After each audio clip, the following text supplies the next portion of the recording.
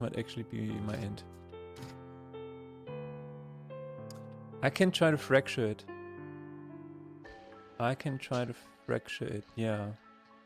But this one is going to debuff me, so maybe I will need to... Hold on. I will do this, so this one is...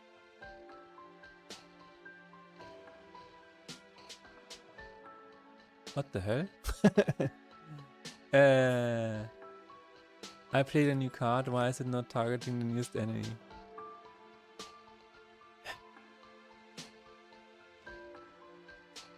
I see. Okay, I found a bug. I'm sorry, I have to fix it. I'm sorry, I have to fix it. That's not good. That is not good. Let's see. Script, card game. Come. And then it should automatically be applied to a blessing in the lower right corner. I think so. Shut up. Alright, let's see if that's the truth. What's gonna happen? Start. I think I need a new save. You're gonna... Oh my god, I have to go through the whole thing. But it's not that long, right?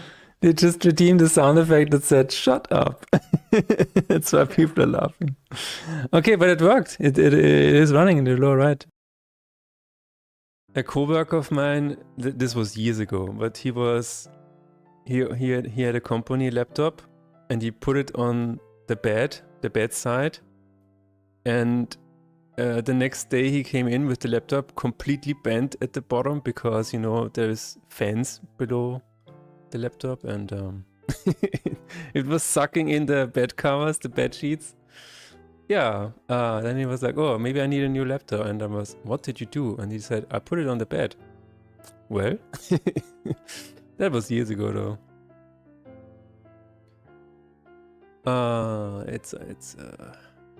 Wow, that was a blast from the past. He vacuumed his bed, yeah. That's a major no-no. I see mutuals do it all the time, and it's like, why? Yeah. I mean, there is a fan at the bottom for a reason. It's not to vacuum your bed, no. He will show everybody this chapter and then tell everybody, yeah, I'm writing a book. But then it's not... like his motivation is deflated because all of the excitement was wasted on everybody telling him that he is going to write a book, and he already wrote his first chapter. What you need to do is you need to work in quiet. You just need to work for yourself, not to get external validation. That is usually how you get over that. But also finishing stuff. Finishing is very important to learn. So that is why I always encourage people to finish what they start. Even if that means they have to put they have to cut out a lot of the things to get it to be finished. But finishing things, especially as you said, for a portfolio, is very, very important. Oh, I just found a bug. Yeah. If you win, wait a minute. If you win,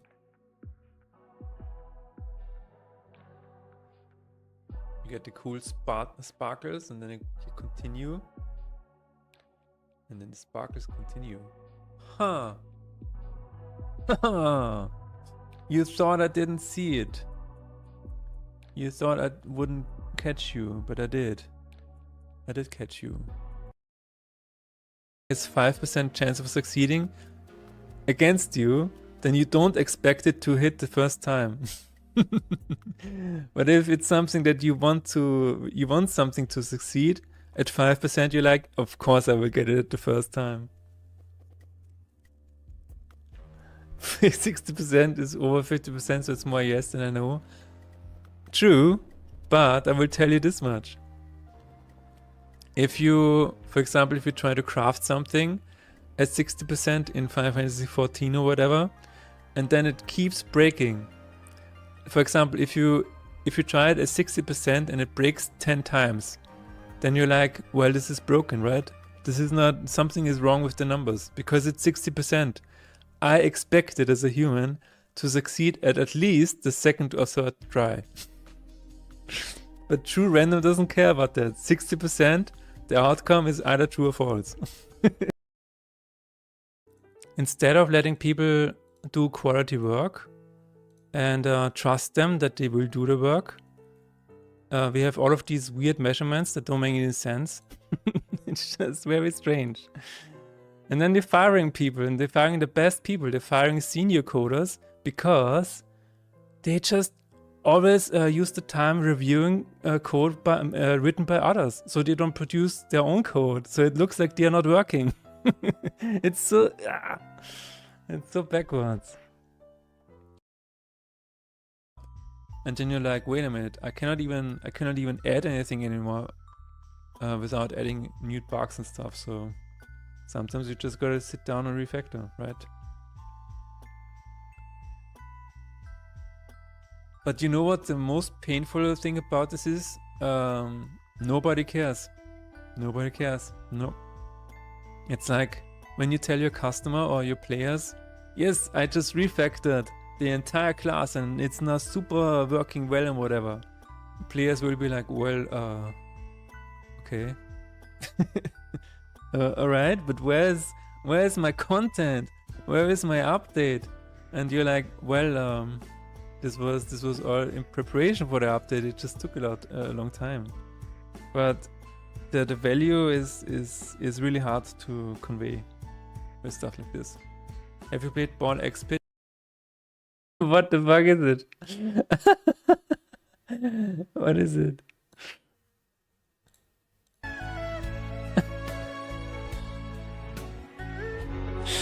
It kind of looks like me, yeah, true.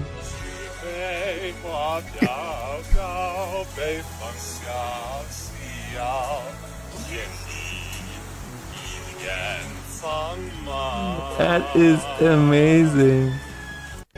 That is fucking amazing, dude. That is so good. That is so good.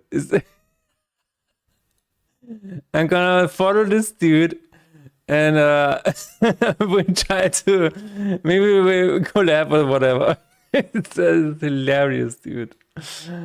Oh my god, we're gonna dress up the same and then we're gonna sing next to each other and you will not be able to tell the difference. Oh my fucking god. That is... I never understood how people could play Yu-Gi-Oh! It's like the numbers are so inflated.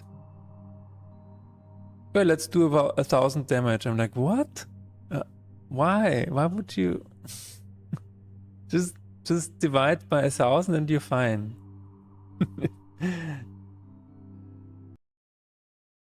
Some people do not want to change their ways. This is why so many people that are addicted keep staying addicted, or they keep, like they try to get rid of their addiction, but they keep falling back into the pattern because to break an addiction, you almost have to become a new person. Like if it is a very deep-seated addiction that is influencing your everyday life, like even the way you're scheduling your everyday, then you have to become a totally different person. Because, for example, you're an alcoholic. Then you are an alcoholic. You drink alcohol at parties, you drink alcohol at home, you drink while watching a movie, while eating dinner, etc., etc. But then you have to become the person that does not drink alcohol, and that is a complete mind shift. You have to become a different person, and some people are not willing to become a different person. Put your inventory away? Oh, sorry.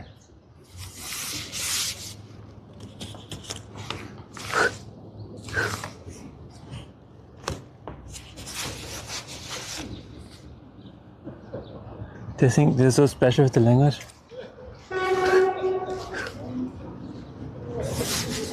What is that? Switching slots.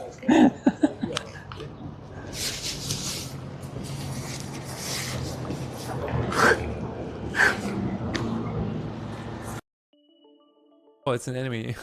Robin Bad. Okay, Robin started out as a fighter for justice, but quickly lost interest in being a hero and turned into a common. Hello everybody, welcome back to another episode of Faith and Despair. Hello Taskers, ciao, hello Renepunk, how are you guys doing? How is the end of the week for you guys? Are you excited for the weekend? I am excited for the weekend. We are finally, guys, soon. Hi. We're finally going to beat the heat record here in Vienna. We may hit 40 degrees Celsius. I'm so excited, line always have to go up, number has to go up. We're gonna do it. We can do it. I'm very excited about that. Anyways, we are riding that heat wave like a boss. I already did two things today, okay? The first thing that I did was I updated the game on Newgrounds. This is very important, guys. Very, very, very important. Can't believe this week is almost done. I won't miss it. All right. be gone, week. Be gone. Jump out of the window for all I care. I won't miss you. Give Faith and Despair to a friend. Wow, nice. Thank you. That's a good idea. So I updated Newgrounds. There's a new blog post up where I mentioned it. I updated the web jail build as well, so people can check it out on Newgrounds as well. This is really good because it drives people to the game on Steam, where it is currently on sale. So if you have not bought it yet, I mean, you probably have bought it if you're in chat. Let's be honest, you probably have it in some way or form or another. But if you have not seen it yet, it is currently on sale because today is June 26th, which is one day after June 25th, which is when the summer sale started on Steam. Very exciting. The second thing that I did was I updated the Android build. So if you want to play it on your phone, now you can. I mean the update, the boss update. This is everything is here now. So if you want to play it on your phone instead of your PC, you can do it as well now. Okay, and then I thought about what we're gonna do today because, well,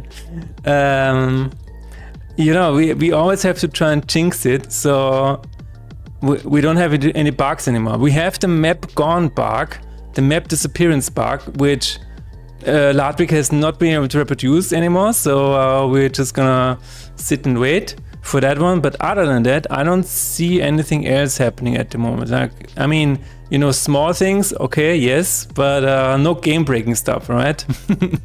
So I think, can I buy it a second time? You might try. Contact Steam support. Yeah, since it is summer sale, exactly. Yeah, thanks, Taskers, ciao. Yeah, so what we're gonna do today is we're going to do a tiny bit of a refactor. I know we refactored last time as well, but this time I want to have the load save state out of the game card manager because for reasons. Now this might actually follow a bit of a test suite, a bit of an automated test kind of thing. I'm not sure if I want to do that because that is a completely new can of worms that I'm not sure if we want to get into. But I'm gonna refactor this one first and then see what happens. Okay, that's the plan. If we can do that, I mean, it should be relatively quick to do it. We can take a look at the bad press boss because there are too many debuffs on the card, which you can say is a bug, right? It's a visual bug. Then maybe we look into the skip button. Maybe we take a look at what task reported, the enemy flashes screen, attack value when dying. That is actually something that is probably more important. I mean, not important in terms of visuals, but important in terms of, okay, I admit it's just maybe a little bit easier. So the map disappearance bug is down here. And we still have, guys, this is very important. We still have the one static background to do. When you upgrade a card, I want to have this pentagram where you're almost like summoning a demon and then you can see the upgrade. 34 degrees here right now, going out feels like burning. Yes, we also have 33 degrees right now outside. Inside we have 27.3. But it's fine. It's fine. I cannot complain. On the weekend though, 40 degrees. New record, guys. We are hunting new records together. I've been trying to replicate tasks map gone bug by playing in custom resolution, no frame limiter, and notice the quirk where I can see dead cards out of Zelda. Oh, that is the... that is... I'm not gonna say it's on purpose, but I saw it because on the Mac, the Mac has a very strange resolution, and I put them down there because those are the discard piles and the dead card piles. So it's not an oversight really, because I knew that that was there, but it looks a bit weird, yeah, if you don't know what it is. So if you wait a minute, sorry about that. Free aspect. So if you move the game a bit smaller, you can see a bit of a table here, right? And that is a discard pile. So if you play a spell, it moves down here. These are your discarded piles. And you also have your graveyard down here. So whenever something dies, the creature is here. It is very confusing, and I might actually move them down a little bit further. The reason they are there is because of the animation. So if you notice, when you play a spell, then it has to move down here, right? The further away you move it, the quicker the animation is. So that means that you at some point you stop seeing the animation, which is very weird. I want people to see the animation. But yeah, this is I've seen this happen on the macOS because the macOS has a very strange resolution, which I'm supporting. But yeah, that is what I'm doing. Comfort 20 degrees at my place. I love my AC. The AC is working his butt off right now, yes. Without the AC, I would not be able to work at the moment. So, we are going to take a look at the refactor of the load save state in the card game manager. Now, this might actually get us below 9,000 lines, guys. I hope you're ready for that. I hope you're ready for that. I will not go out today, honestly. I think I will just stay inside for the rest of the week. I don't know. Maybe I will go out tomorrow in the morning, in the early morning, and maybe on Sunday as well. But you know, at the other times, I think we might just hole up in our one room where there's an AC unit, trying to keep the heat out. It is a battle against the flames. It's kind of crazy.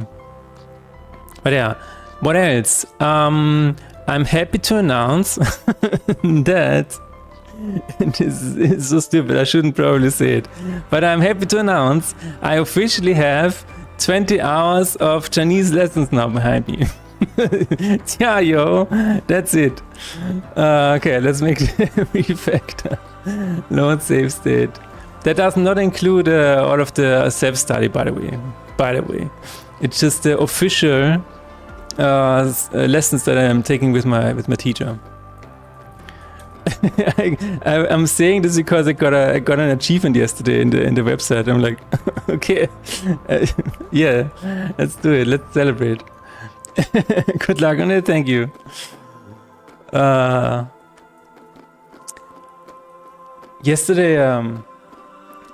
In yesterday's lesson, I made a really strange error, but I forgot. I mean, one of the errors was that I forgot to translate one of the sentences, but I made a really funny error. I forgot. Maybe it will come again. So, load current state routine. Speaking of which, a 40 stream series. Damn. Chinese lessons have achievements. Yeah, everything needs to have achievements now. Everything. Did you guys know that they gamified the Ukraine war? Anyway, load current state routine. It's the load current state. So we are going to get save state from file. Where is that you did it what? Yeah, never mind. Never mind that. Yeah, no, it's crazy, or I'm just gonna touch on it for a quick second, because it is kind of game related, right? Because they actually gamified war, which is crazy. What they did was they incentivized. So I'm not a complete expert on this. So just what I heard, right? But they incentivized the army units to. It sounds so gross when I say it out loud, but the more kills that they have, and real life kills, the better the weapons that they can buy. Like they have a kill count, so they kind of get experience points or whatever. They get points, and then they have like a shop set up where they can buy better weapons for the unit. That is crazy. Hello, Codingry. How are you doing? How are you on this fine, warm Friday? Are you excited for the weekend? But yeah, that's what they are doing over there. That's crazy. We don't need to gamify everything, guys. You know, we can't just we can stop at gamification with actual games. That would be nice. It is absolutely disgraceful. Yes, it is absolutely disgraceful. Now, apparently, it seems to be working for them because they get better and better or whatever. But it's, it's very dystopian, very dystopian. Good to see you. Yeah, good to see you all again. Today we're going to do a little bit of a refactor. A refactor in terms of getting a few of these code pieces out of the card game manager. Now the reason I'm doing this is because I'm planning on adding one more starter deck, and the code is already there's already a lot of code, right? So I'm going to do a little bit of organizing now before I jump into the big changes, which again might actually mean that I'm gonna add some automated tests. I might actually write a few of those because a 5-stream series. Wow. Good. Going to be 39 today. Oh my god. Happy birthday, Codingry. What does it mean, going to be 39 today?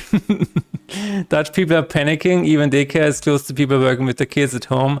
Damn, that's crazy. Yeah, we are going to have, as I said earlier, we're going to have like 40 degrees. Yeah, 39 degrees.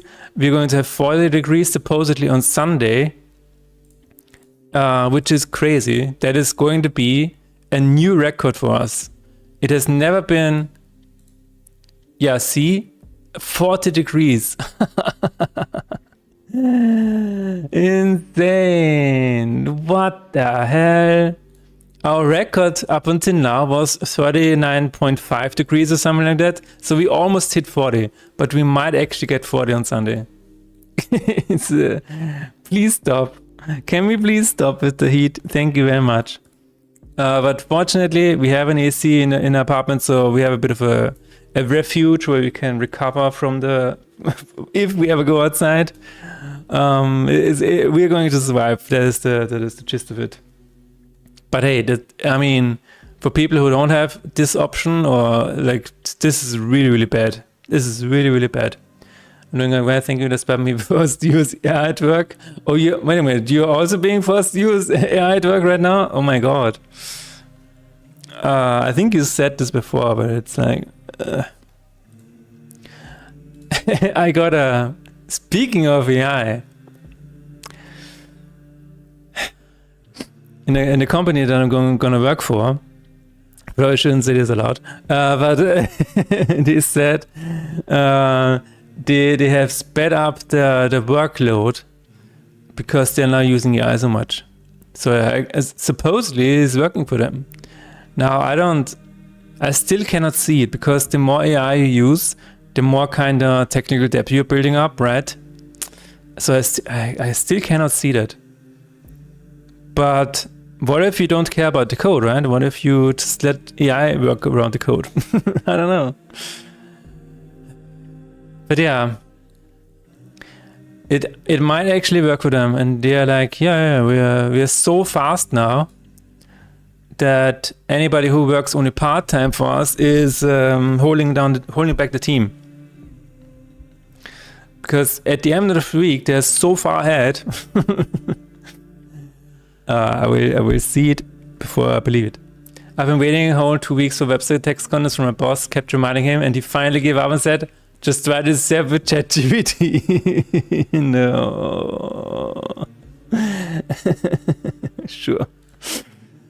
Absolutely, my friend. Did you respond with AI? Like, did you respond to your text to your boss with an AI? Just use AI for everything, even while talking to your boss. Okay, I think what we're gonna do is we're going to make a new game object. I mean, I could have it here. I could have it in here, but at some point it's gonna be a save state manager. Do I want to add it here? I think I want to. Save state manager. Yes, let's add it here. One more component. How bad can it be? Honestly, how bad can it be?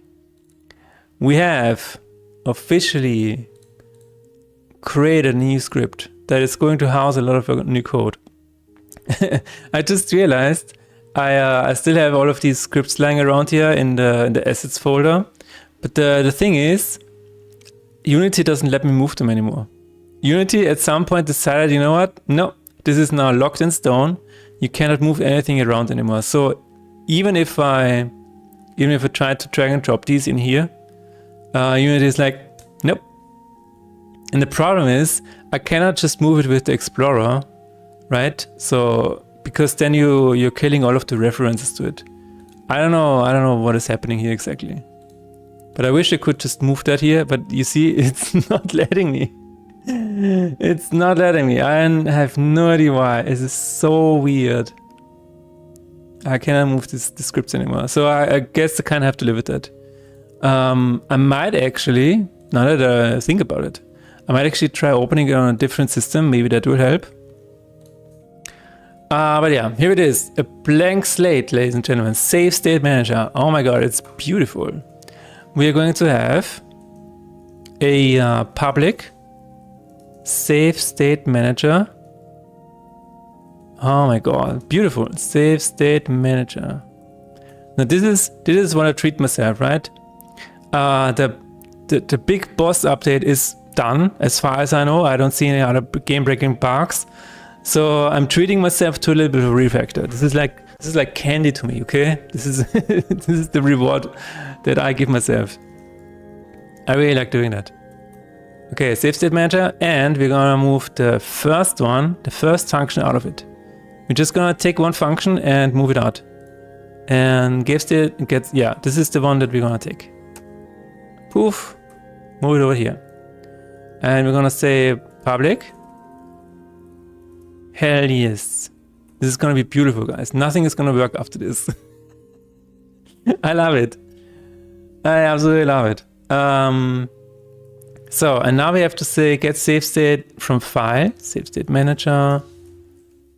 Oh my god. Yes, so good. Any other errors? Yes. Over here. Oh yeah, I also have it in my list. So right here, there it is. I paused with a little search for bugs, but what should I do if I stumble upon them by accident? Should I report them? No, absolutely. No. Me doing that shouldn't stop the bugs coming in. In fact, if you find any, please report them. Yes, it is absolutely. No, I was half joking. The reason I'm doing this is because I wanna restructure the code a little bit, so the new starter deck that is going to come in will have a bit more space to move around. But this one thing has been bugging me for a while, and it's not that big of a deal. So even if a bug comes in now, a game breaking bug for example, that I have to put a hotfix out, it's not a big deal. So yes, please keep reporting. This is me refactoring does not mean stop the bug count. No. In fact, continue the bug count. Yes, I'm always happy to receive bug reports or suggestions in any kind, because it makes the game better. Okay, so we have get save state file. Yes. That should be working right off the box. Now we're gonna take load current state. Alphaweise suchen. This is gonna be the first big one. All right. I think I'm gonna move that up here. Got to achieve. Load current state routine. This is also going to be from here. Oh my god. Oh my god. And then we're gonna have a few problems here. Wow. Yes, we're gonna have a few problems here. This is the big one, guys. Oh my god. Okay, now we need a public card game manager. Hell yeah, this is what operating on an open heart must feel like. At work, they actually started sending mails out to discourage using AI-generated code. Really? Wow. Wait. They're putting what? What? I'm confused now.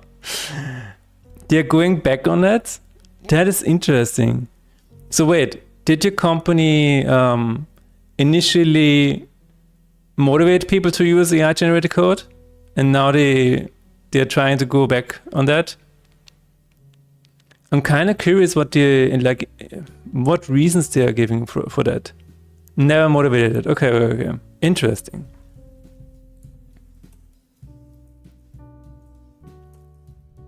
Card close map.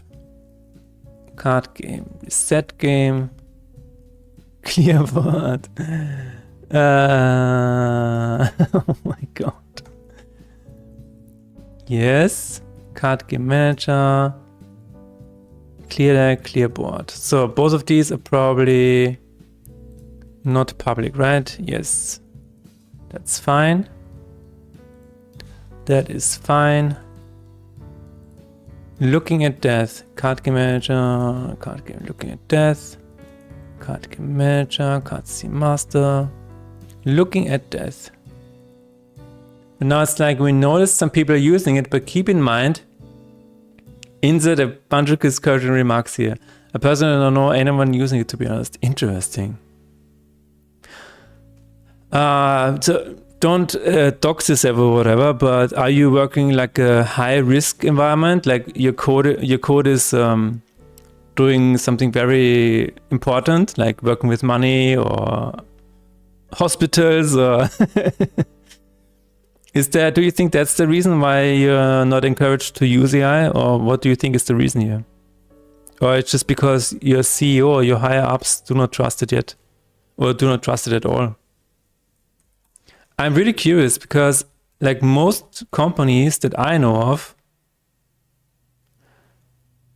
oh wait, that's me. Oh my god. Most companies that I know of, they're like, oh yeah, we absolutely are using AI because otherwise you're going to be behind. Not really, but we try to have a good quality standard. That's badass.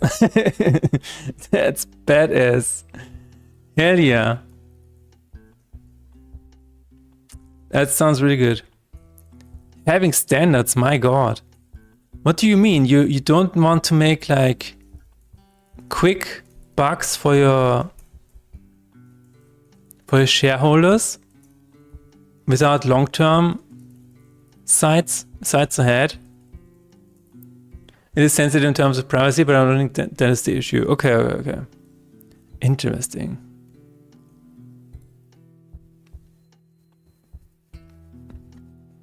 Yeah, no, it's a lot of companies now, so when companies go public, a lot of the common sense is thrown out the window, right? Because shareholders first. Shareholders absolutely need to be dealt with first. And so if a shareholder says, yeah, we need to make plus 20% in revenue this year, it's not a good incentive. I think, so the incentive should always be higher quality, not like an arbitrary number of higher revenue. That is not how you get there. You get there automatically by having better quality. That is what the book Out of the Crisis says, which was recommended to me by my wife. Out of the Crisis. This is a really good book, guys. This is really, really good. I wish like more people would read it. Even more. I mean, especially some CEOs or whatever that seem to not be aware of that. But this is a really, really good book. A very good book. Highly recommend it. I'm gonna paste that in here. Going to add to the wish list. There you go. So basically the gist of the book, and this is not a spoiler or whatever. I can't spoil a book like that. But the gist of the book is that quality should drive everything, because the thing about making sure that you're working on a quality product, it elevates everything. Like, it helps with retention, because everybody who is working in the company feels different because they know that the product they are working on is of high quality. It gives them like a, I don't know, it's like a sense of accomplishment, you know? When you work in a company that are producing trash all the time, you feel like you're wasting your life on this company, right? This year I've been reading, what was the name again? The name of the book, you mean? The name of the book is Out of the Crisis.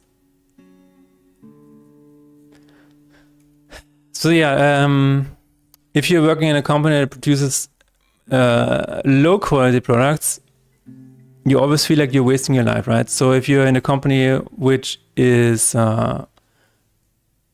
always producing high quality stuff, then you actually have a bit of a sense of accomplishment. And that is good. It's good for retention. It's good for everybody. It's good for the customer. It's good for the people who work there. Good for revenue. You should always focus on quality. Add to a list. What have you been reading, if you want to share? Load deck from save state. I think we're gonna copy that right over. This is going to be load blessings from save state. Load curses, enemy graveyard. Yes, this is all going to be in the new class, guys. This is why this has been bugging me, because this has no, like, a lot of the functions in Card Game Manager probably don't need to exist, but this bunch here, this bunch of code always has been bugging me a little bit. Because this always had this, Uncle Bob was always talking about the code smell. When you have this, when a piece of code has this certain smell to it, where you're like, something is not right here. Something is not right today. And that is what I always felt here. Load car from save state. Now this might actually be loaded. Yeah, this might be else, but that is fine. We're gonna move it over.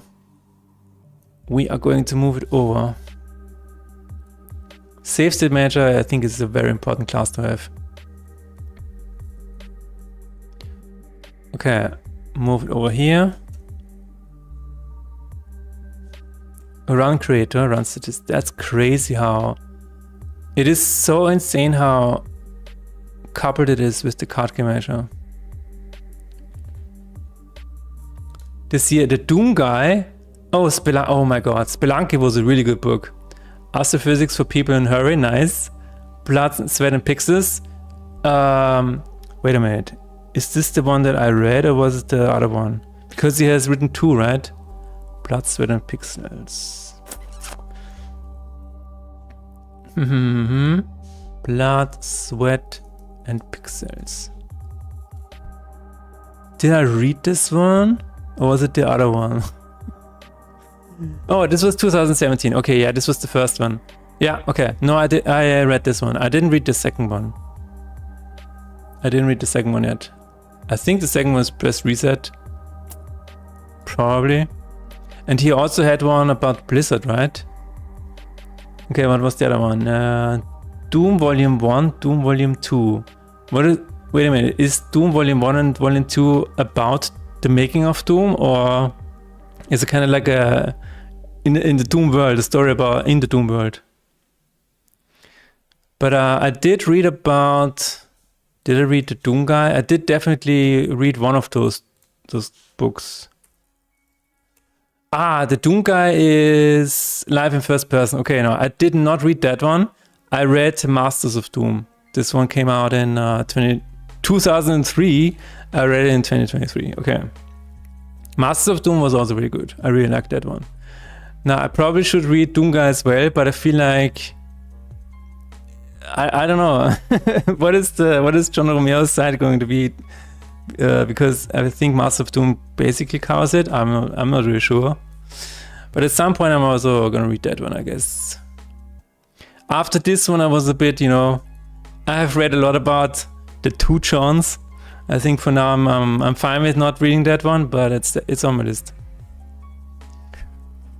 But Spelunky was really, really good. Ah, Dune! Okay. Wow! I only read the first book of Dune. I only read the first one. And apparently it gets super abstract at some point. Apparently at the end of it, it's like the guy's just a worm and it's just... I don't know what is going on with that book. Load deck from save state. After this, we have this. My god. Yeah, this is gonna take a little bit. Good, I like it. We're going to resolve that. And it's gonna be beautiful. Load currency. There we go. We have save state manager. Oh, so clean. It's not really that clean, but it's better than before, I think. Hello, my sling Kovin Medusa. I bought a vacuum cleaner last week and it sucks.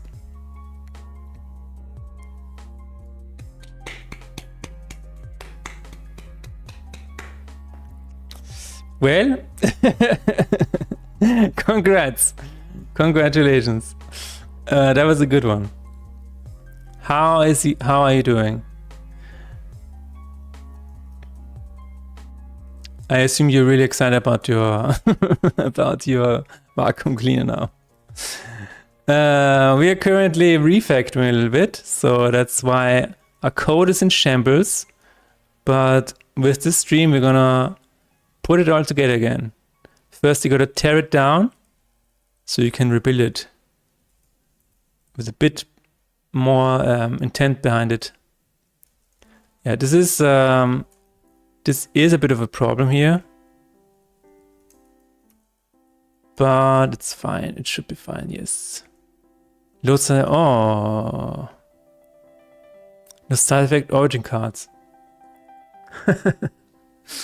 But I used to be a slow reader, but now I just read during the commute. So when I go to work, I can actually get some 30-40 minutes of reading. Yeah, dude, you know what I tried doing?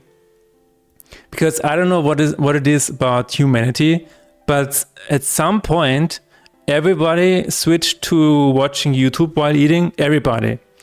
And what I tried doing recently is, instead of opening up YouTube, I have my mobile phone here and I put it like this. I put it like this in front of me with Kindle, and then I just read while eating. I tried this for a while, and I think it works. I think it's worked.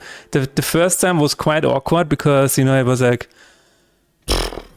reading while eating. But then I reminded myself that I used to do this when I was young. And I'm like, okay, let's just reprogram your brain a little bit. And you know what? It feels a little bit better. Because the problem is, when you watch one YouTube video, you watch at least another one, and then another one. And the next problem is, YouTube is incentivizing their creators to make long videos. 10 minutes, 20 minutes, 30 minutes, 40 minutes. And then your whole day is ruined. So this is what I've tried to do. Hello, Lofty Goose Games. How is it going? Are you excited about breaking the record on the weekend, Lofty Goose Games? My dear friend, we're gonna have 40 degrees on Sunday. We're gonna finally break the record. Are you excited? I'm not excited. I'm actually very sad about that. But it is what it is. So where is this used? Right now we are refactoring the code a little bit because there has been a piece of code in my card game manager that always screamed at me to get into its own class. You're super hyped? See, there you go. There you go. What are you gonna do about it? Are you gonna flee the country for 2 days, or what are you gonna do? What is your plan? In regards to my plan, I think we're gonna, maybe in the morning we're gonna go out and take a walk or whatever, because in the morning it's still kind of okay, I would say. But other than that, we're just gonna lock ourselves in our apartment. We have one room with an AC unit, so we're gonna, just try to survive in there. That is our plan. I have to admit, I'm one of the posh people who have an AC. There we go. I also have an AC. Hell yeah. One of the posh people. You know what? I don't think it's being posh anymore. I think it's just basic survival at this point. Speaking of AC, oh no. I think it's just basic survival. If anybody, like, I feel like even people who were like 2 years ago said, oh no, I will never get an AC, it's bad for the environment. Even those people now have an AC because they need to survive as well. I'm not saying it's not bad for the environment or whatever, but you know what else is bad for the environment? Having like 1 billion people to bury every time there's summer coming on. There's no AC in classroom and dormitory. Dude. You have to use the fan to cool off. That's crazy task, Java. No, that is insane. How? Actually, you know what? I've seen a report here in Vienna that they have the same issue. There's no AC in the classrooms, and sometimes it has 39 degrees in the classrooms. And the teachers are like, you know what? We cannot teach here anymore. And the other ones are like, maybe just put up fans and open the windows. Can we just cut a hole in the ozone layer to let some of the heat out? See? People tried that like only a few years ago, right? And now the hole is back healed up again. What the hell are we doing? It sounds so logical. Just open it up a little bit and the planet can cool off. The universe, the space is so cold. We just have to let some of that cold air in. What is the big deal? There's a heat source high in the sky. Yeah, I don't know. Yeah, that is. I heard about that one. I heard about that one. Okay, and lots of okay, let's move that over here as well. Let's go from safety data. Yeah, it's not fun anymore, guys. We have actually been considering going to Iceland for a few days to Reykjavik. Because like in all of Europe, you're pretty much dying, but in Reykjavik it has 12 degrees on Sunday. So for like a split second, our survival instinct was like, you know what? We should go there. We should go there. 12 degrees outside. Wow, and you can just be outside without dying? Oh my god. Yeah, but now we didn't do it. Load material for rewards. Okay.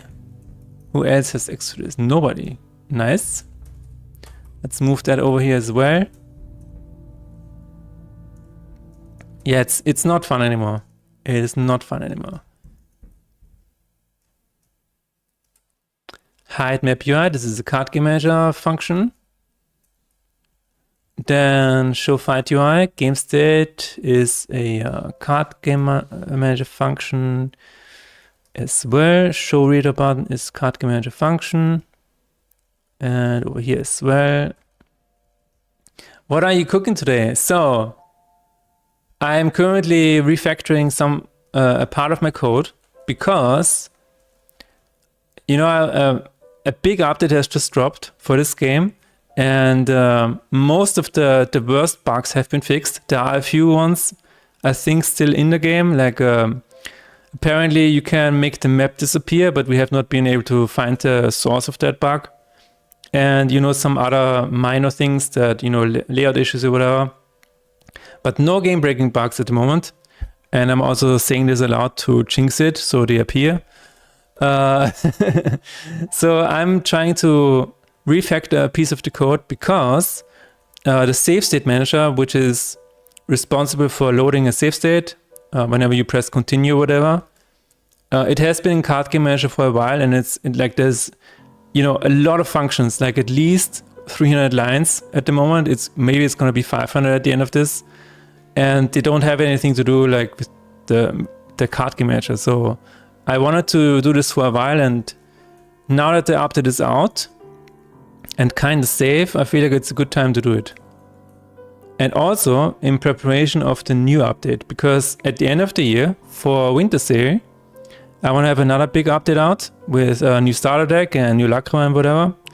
So I'm currently doing a bit of organizing and seeing if we can clean up the project a little bit, make it a bit more easier to handle, if that makes sense. Are you working on a game today, Luftigus Games? Since you have an AC unit, are you able to work on something, or what are you doing today? This needs to be public. This is a bit of a spaghetti code, but it is what it is. Hide redraw button. But yeah, I also like refactoring. This is a bit of a treat to myself, because I just like doing that. Oops. Currently I'm procrastinating from prepping the next D&D session. Okay. I mean, you know what? Whatever makes you happy, man. Whatever makes you happy.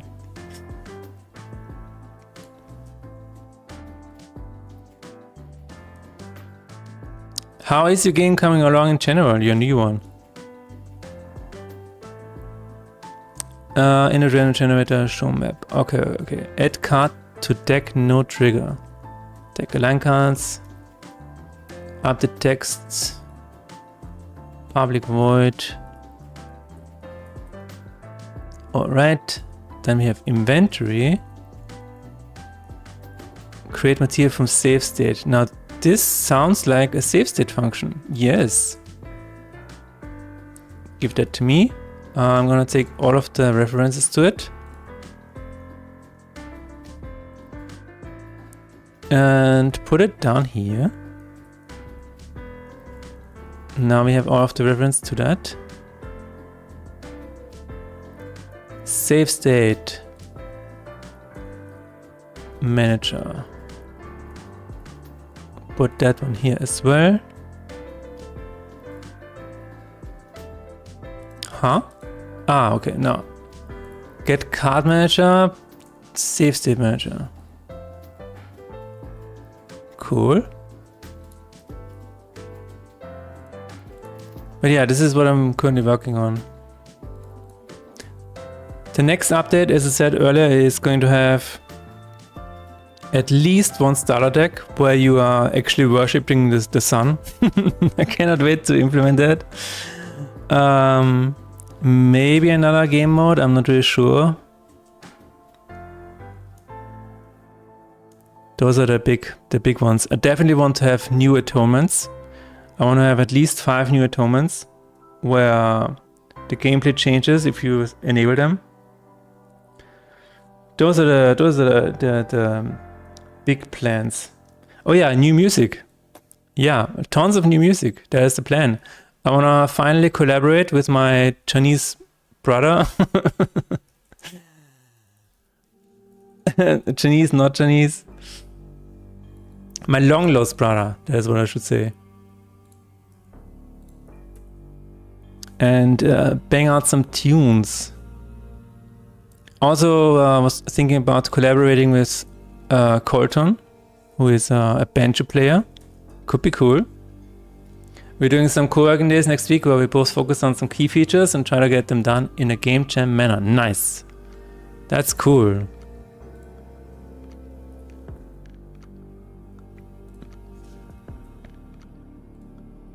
Yeah, so for me, I am currently working on a side project, which I'm hoping I can talk about soon. That would also be cool, because then I could work on it on stream as well. That would be nice. And my brain is always, you know, it's currently thinking about making a totally different game. The mind always wanders. You know how it is. You know how it is.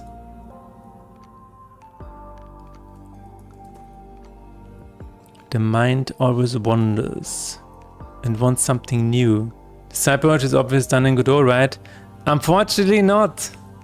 We have started working on it like a year ago or something like that. And we both decided, like my friend and I, we decided, you know what? We have so much experience in Unity, let's just keep using it for now. And yeah, this is how we ended up here. But I might make a game in Godot at some point. I actually had an idea today, which was like, I could try that. And that could be cool for Godot. It's a very small game idea. No, I definitely wanna, not from scratch. Oh my god, yeah, don't get me started. First of all, you need to create your own little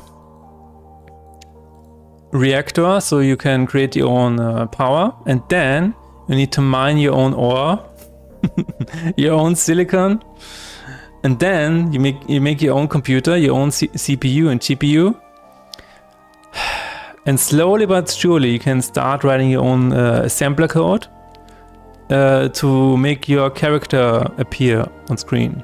And then you can work on the game. Templo is the game. No, maybe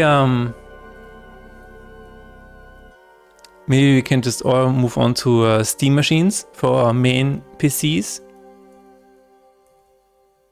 I'm actually curious I'm really curious how Unity runs, like the Unity editor runs on a Steam machine. It shouldn't be so bad, right? It should actually be kind of doable. I mean, it can run Clair Obscur. It should be able to handle Unity editor, right? Am I right? Unity has a Linux build. Yes, you can work in Unity and Linux and macOS as well as Windows, yes. I mean, it's the same for, isn't it the same for Unreal as well? Are you telling me Unreal is only working in Windows? No, there's no way. I mean, Godot is everywhere, right? I knew that map, but I didn't know about Linux. No, I think Unity is working in Linux. I think you can run it in Linux, yes. Unreal, not sure, but I suspect it doesn't have a Linux build. Yeah, it kind of sounds like it doesn't, right? Kind of sounds like it doesn't. Oh my god, do we have any bugs left? Let's see. Unity, talk to me. But yeah, I'm kind of thinking about, you know, if I get a Steam machine for $1,000, maybe then I will use it as a secondary device, or maybe I can replace my laptop. I'm not sure. Is it better than my laptop? Good question, right? My laptop that I'm using right now for Unity and streaming is 6 years old. So just but basically, the basic math, Steam machine is newer. Shouldn't it be able to handle it as well? And maybe then it's quieter, I don't know. Load current state routine. Why is that in the game end pop-up? Wow. That's fine. Save state manager. Let's try it again. So what do we have here? Ah, okay. Makes sense. What is that? Same thing here. What is it now, Unity? Le banana for scale.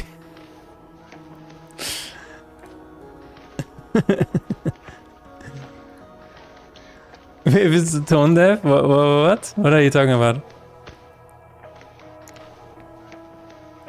Did they actually have a banana here for scale?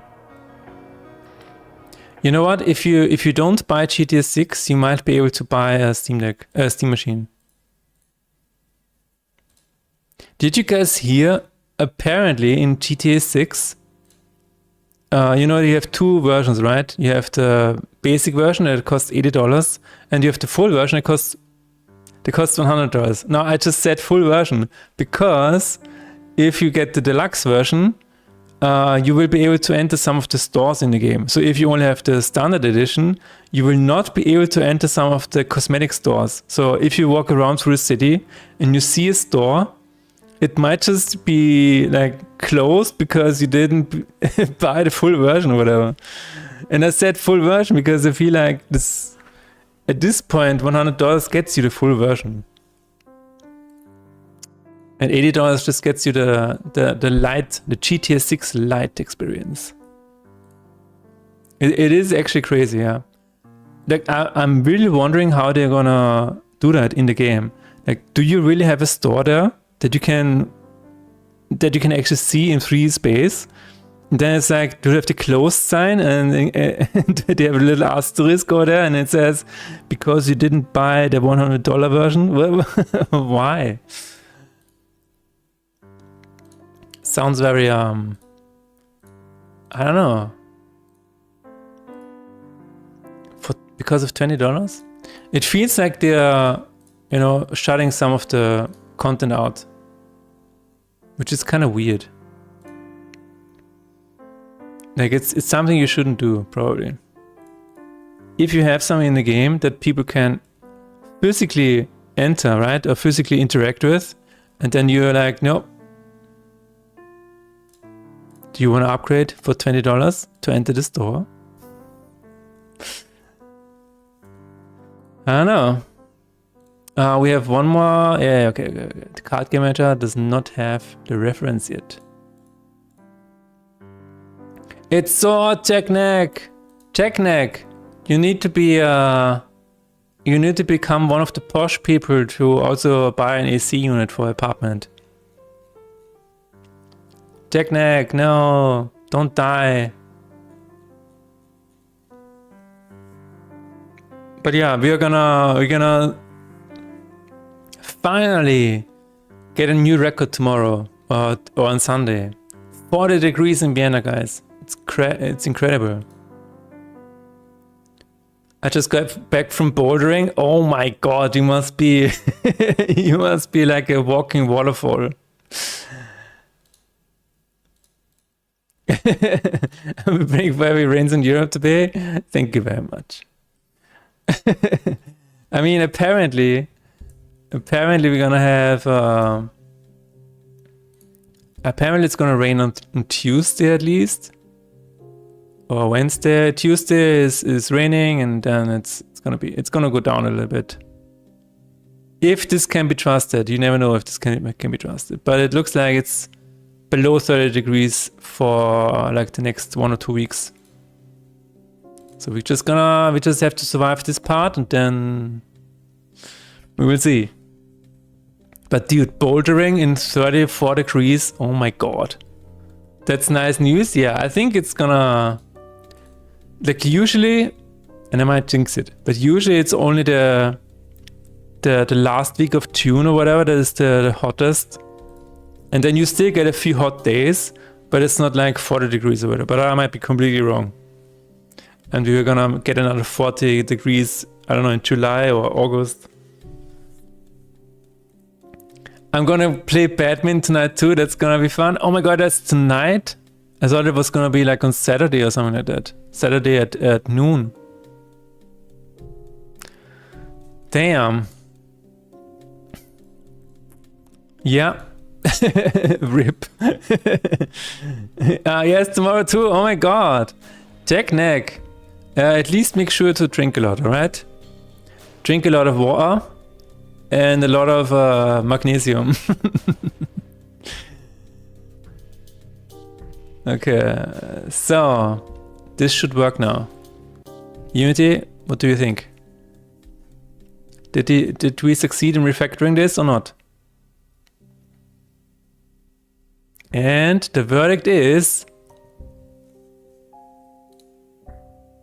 We have a bug. Okay. Here we go. Here we go. Oh yeah. You also need to save the card manager. Good to know. And then gonna try it again. Hello? Oh. I thought it was loading, but it didn't do anything. Okay, we're gonna have a first break here today. And is it working? Yes. All right. See you in a minute.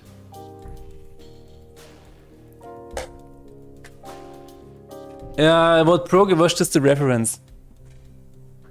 That kind of break. Yes.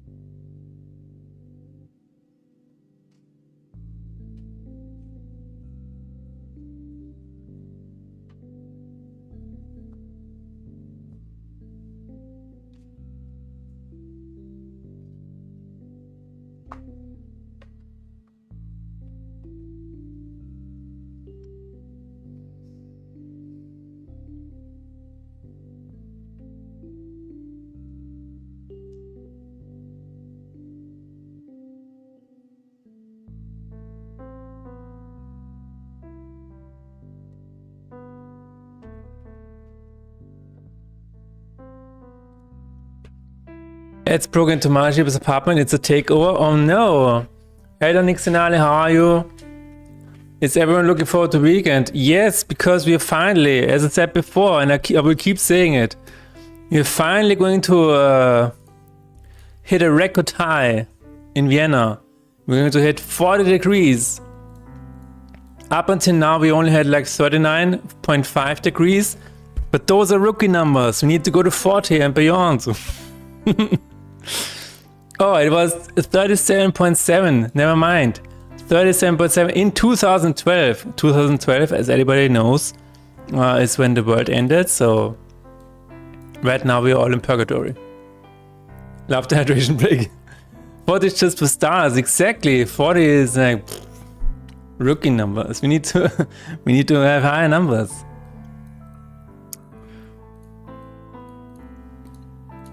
Okay, we're going to have a save state, and we're going to load the save state and see if there's any error. No, there's no error. Wow, what the hell? Okay, we need to go back to the Windows, because I had the Android build today. The next one that I'm gonna do is the iOS update. Not update. iOS. Publish the game on iOS. I think this is the next thing that I want to do before jumping into big changes. Windy says 39, except Meteor Blue they say 40. So here's my theory technique. I think ORF, which is like the Austrian official government website or whatever, I think they're always inflating the numbers technique.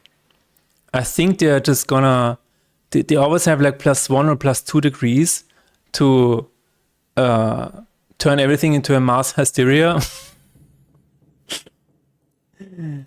I honestly think so. I don't know if that's true, but I honestly think the numbers are always kind of wrong. because even yesterday, I think it said 35 degrees, but we ended up with like 33 or 34. So I'm not entirely sure if those are not always inflated. Puts on Hollywood, yeah. So even if it says 40, we might just be at 30 or 38 or whatever, you know, at the end of the day. So. They always also say like, you know, extreme Hitze. And they always have this, I mean, it is a big heat, yes, but it's always very, I don't know, it's very emotional. They can't just say the numbers and not have any, not add any other words to it. What's the ETA on the iOS build? So the ETA on the iOS build is, according to Gemini, I just have to do 1, 2, 3, 4 steps. I don't know how long that takes, but those are the requisites. Prerequisites: you have a developer account which costs $99 per year. Thanks, Apple. I have a Mac computer, then you need the App Store Connect set up, and then you need to configure and build Unity. I think this is the most... this is the part that is probably going to take the longest, because you might just be... it might just hang here for a while until I figure it out. Or it might just go super easy, I don't know. Then you have to export the Xcode project and kind of sign it on your Mac OS. I don't know. There's also, like, I can probably ask my friend if there's an automation that I can use. But yeah, that is the ETA on that. The temptation of playing Fate and Despair on a long flight, it's so sweet. Open Unity, recode the whole game, mobile money, there you go. I wish it was that easy. No, I think, honestly, I think it's just gonna be a new button here where it says build iOS. And that's, yeah, that is the end goal. That is the end game. Hello, Matt Joby, how's it going? Long time no see. How was your vacation, dude? Also, where have you been? Like, in which country? I couldn't quite get a hint. Maybe you posted it somewhere, but I'm not sure. Same here, like trains might stop, schools must close, careful traveling around because you might die. Yeah, exactly. Like the news, I mean, it is kind of true. You have to be careful if you're going outside, you know, because this is not healthy for you if you stay outside for too long in like 40 degrees. In the meantime, I'm like, dude, it's not even 40, you know. let's talk about when it's actually 40 degrees. Hello, Savvy God, how are you doing? Doing well, nice. We went to Romania and then to England to see the Mrs. Chap's family. Cool. Oh my god, Romania. You were basically around the corner. Not really. But yeah, that's really cool.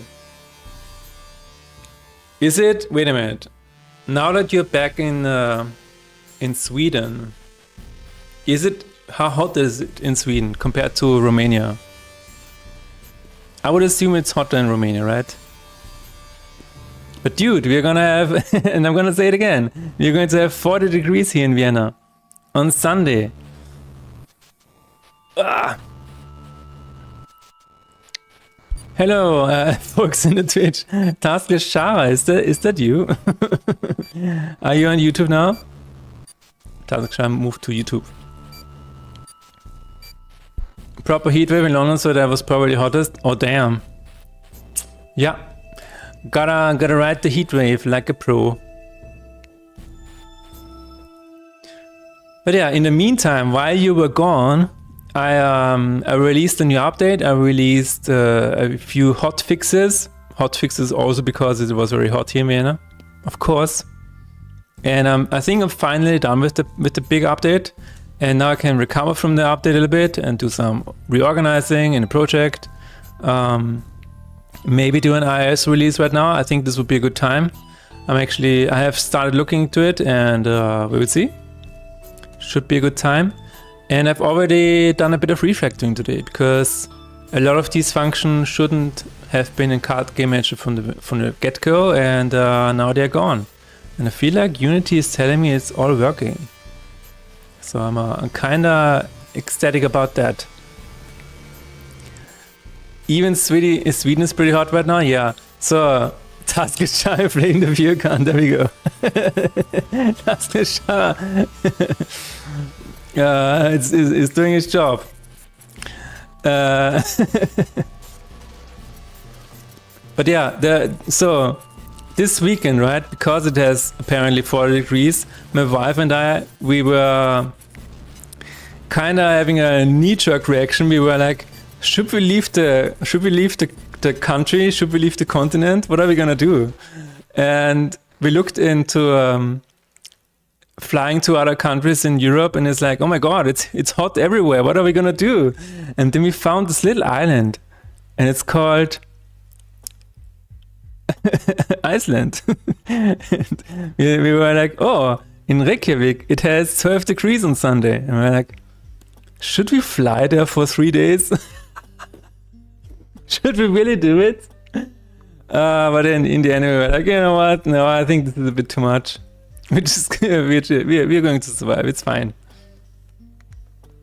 I'm really across from you guys, and it's pretty chill here. Okay. Getting onto YouTube for some device fix tutorials since my VR is doing odd recently. Oh, okay. Well, I hope you can find something. Like 25 to 30 degrees. Okay, I mean, that's, yeah, you know, it's not 40. It's not 40 degrees. Those are rookie numbers, dude. But yeah, so our previous record was 37.7 degrees in 2012. But maybe on Sunday we're finally going to break the record, guys. Should we take bets? Should we take bets again? I don't know, probably not. All right. Yes, but this is Sweden. Sweden usually has like 20 degrees, right? If that. Like when I was in Stockholm, it was very chilly. It was quite nice. It was almost too cold. But it was good. Oh man. I would like a 10-degree wind right now. That would be really nice. It's nowhere near that for me here. I'm literally on the other side of this half island or whatever it's supposed to be called. How is it 25 on your side, but only... See, I mean, maybe there's a mountain between you guys where the weather can be... where the weather is stuck. It's like, yeah, we're trying to get to Nixinali, but there's something in the way.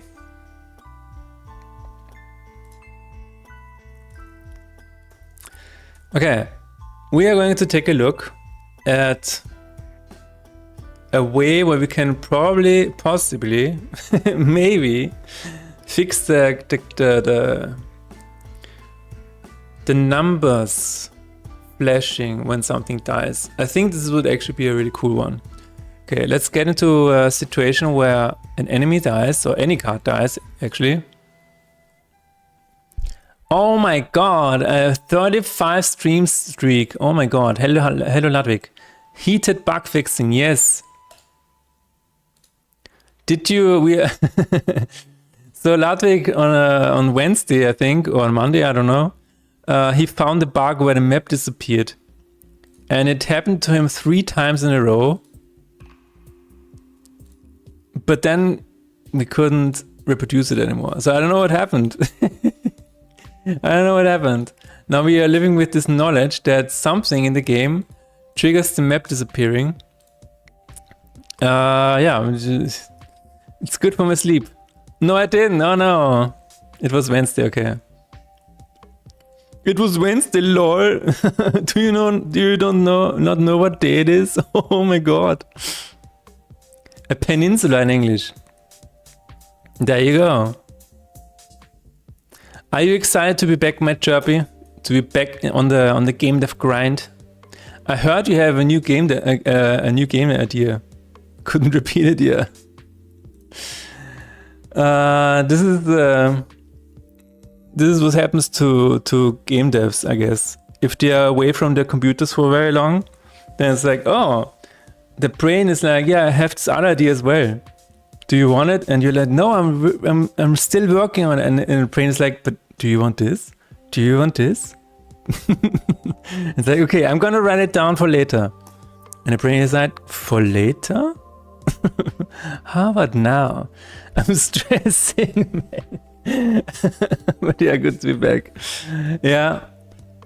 1000% dead. Hello, Coffee and Code. How are you doing? What are you excited about? Anything new in your tool, Coffee and Code? Maybe just a small extra feature to your current day just to scratch it. Yeah. Just add an open world segment. Or how about, guys, I know. How about just adding multiplayer? Just add a PvP mode. A co-op mode. A fishing minigame in Faith and Despair. Oh my god. That could actually work, yes. You see a pond in front of you, and then you have cards where you have fish with a percentage next to them, and then you can play fish 5%, fish 10%, fish 3%. That would be fun, probably. I'm fantastic. I'm releasing Alpha 4 today. Cool. Today, man. That is a world premiere for the stream. I went insane and added a full skeleton bone spiller with mesh deformation and body tracking. What the hell, dude? What the hell? What the hell? Think Mr. Confident Code. I feel like the world could need your abilities somewhere. I don't know. I just don't know where. I feel like you are. I feel like you can change the world with what you can do. I'm just gonna write a thing or two down. 2,000 word TDD later. That's crazy.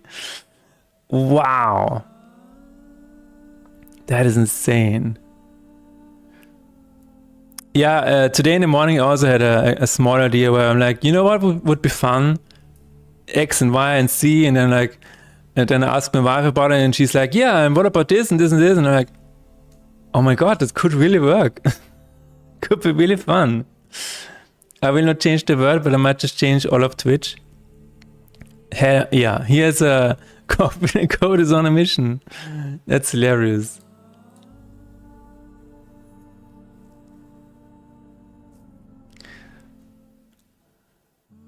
Are we still on for Monday, Matt Chappie? Or do you have other plans now? Because you're stressed as hell. To be fair, it was also just a fun way of passing the time on planes and trains and whatnot. True. It's fun to dream sometimes, you know? Just sitting down with a piece of paper and just writing something. Maybe you wrote it with on your mobile app. I got a square moving and I put a texture on my web build. Almost there. That's good to hear, Corin. Road to Game of the Year. Please always keep screenshots around of your work in progress. And it's like, I can imagine a presentation going like, or the YouTube video, you know, you're gonna have to make a YouTube video at some point. And it's like, and then I had a square moving on the screen. And that was a big day. That was the big day on the road to Game of the Year. But yeah, dreaming about making other games, dude. This is very addicting. See this? A blank piece of page. A blank piece of paper. There are the things that could be on here. Very enticing. Yes, I'm on for Monday. Nice. Should we have like a pre-meeting on Monday where we can figure the technical side out? What do you think? We can also discuss this in Discord if you want. Don't have to talk about it here. But yeah, that's good to know. Okay, let's go to a state where somebody dies. 3. So, here's what happens. when this dies, it will reset its HP, right? So we're gonna take a look at that and then do it in slow motion.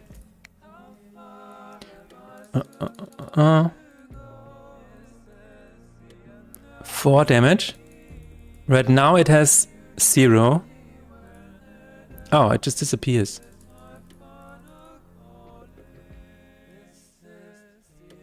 That is actually a bug, guys.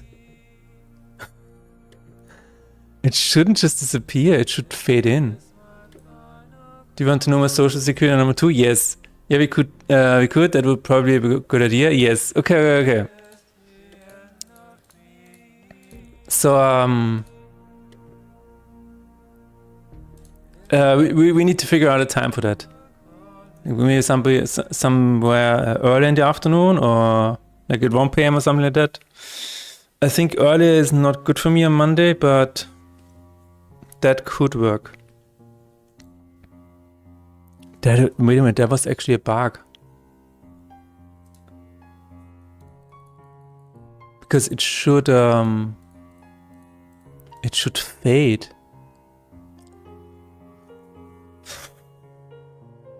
Crazy. But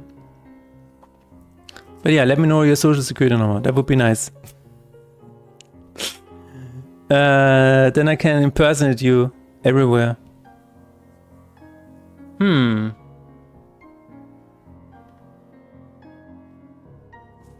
I'm trying to think, because it should fade away.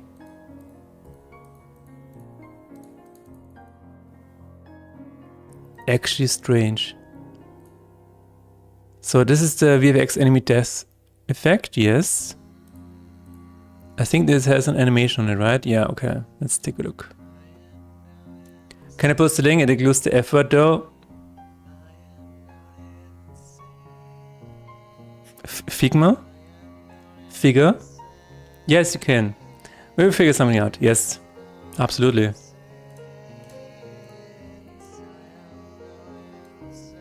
I am going insane. So we're checking out the VFX. That's the F word, yes. Indeed. It really is. Card reward, cards. Oh my god. Emotion tracking. Demo warning, not safe for word language. I'm kind of scared to open this. Actually kind of scared to open this.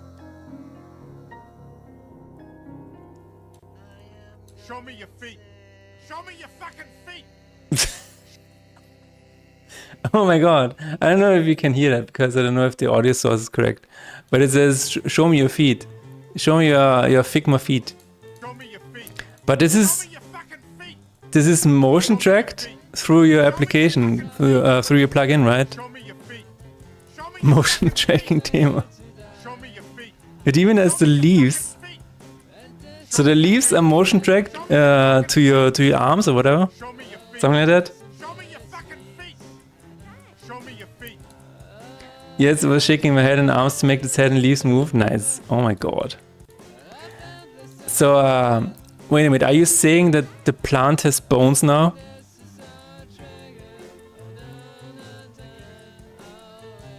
I'm not sure that's good. Check DM, by the way. Alright. How? All plants have bones? Coffee coming in with the hot takes today. What is going on? We doubled out today. We have the stream must live everywhere.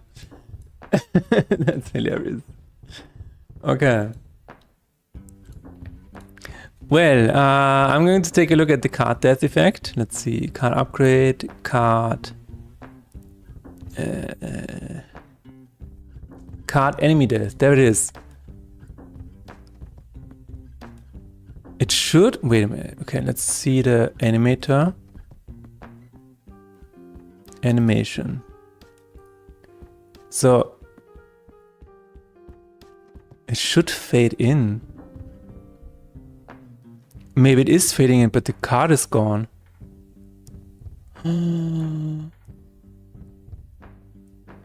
Oh my god. Well, that is interesting. It is fading in. Huh, okay, so I assume the card is gone, right? Mother Maxing, indeed.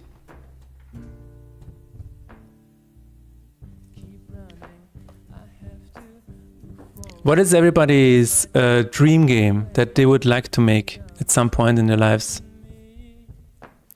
I think my dream game would be, like, I want to have a very simple racing game at some point, maybe, I don't know, where you just drive around a fantastical landscape.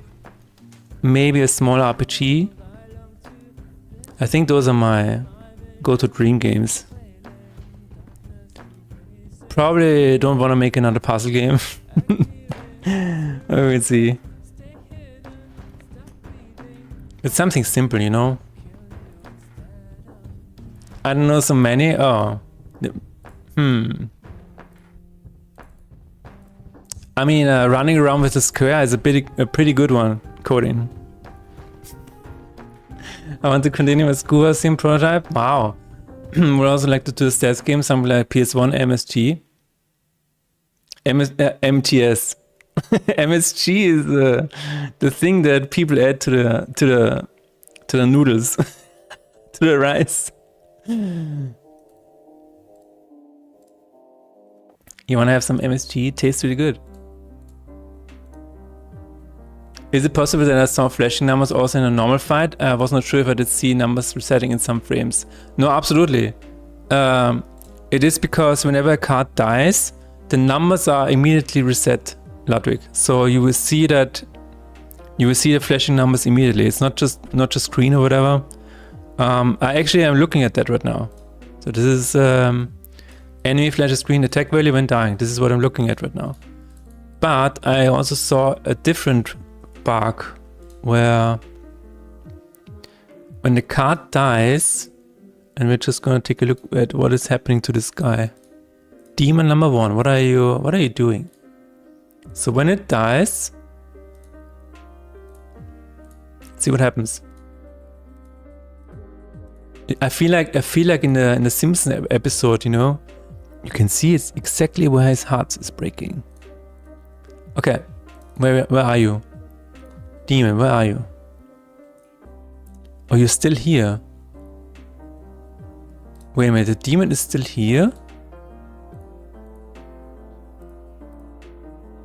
Huh? Can I move it around? Oh no, it's up there. Yeah, it was already moved out of frame. It was moved out of frame immediately. That's insane. No, we don't want that.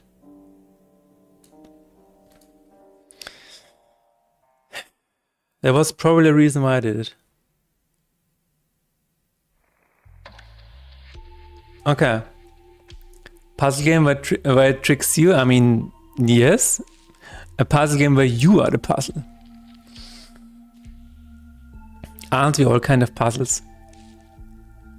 Uncle Roger's death game? Ah, yeah, exactly. yeah. I think it would be fun to make a language deciphering game like Chance of Senna. Yeah, I feel like this is what you're gonna do next, Matt Chirpy. You need to make something with language. Demon kind of sounds like Dima, a short and casual version of Dimitri. Nice. But still a little bit niche, so I might settle on an open world MMORPG.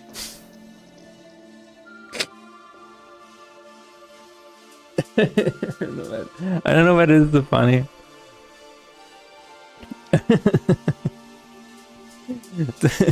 It's so niche. I think I would just make an open world MMORPG, you know? You gotta be ambitious, Matt Chirpy. You gotta keep your ambitions alive.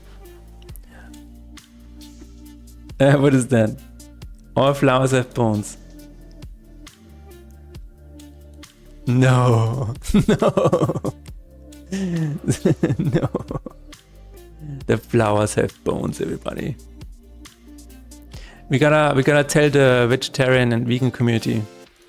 I think this is something they need to know about. I'm vegetarian, by the way.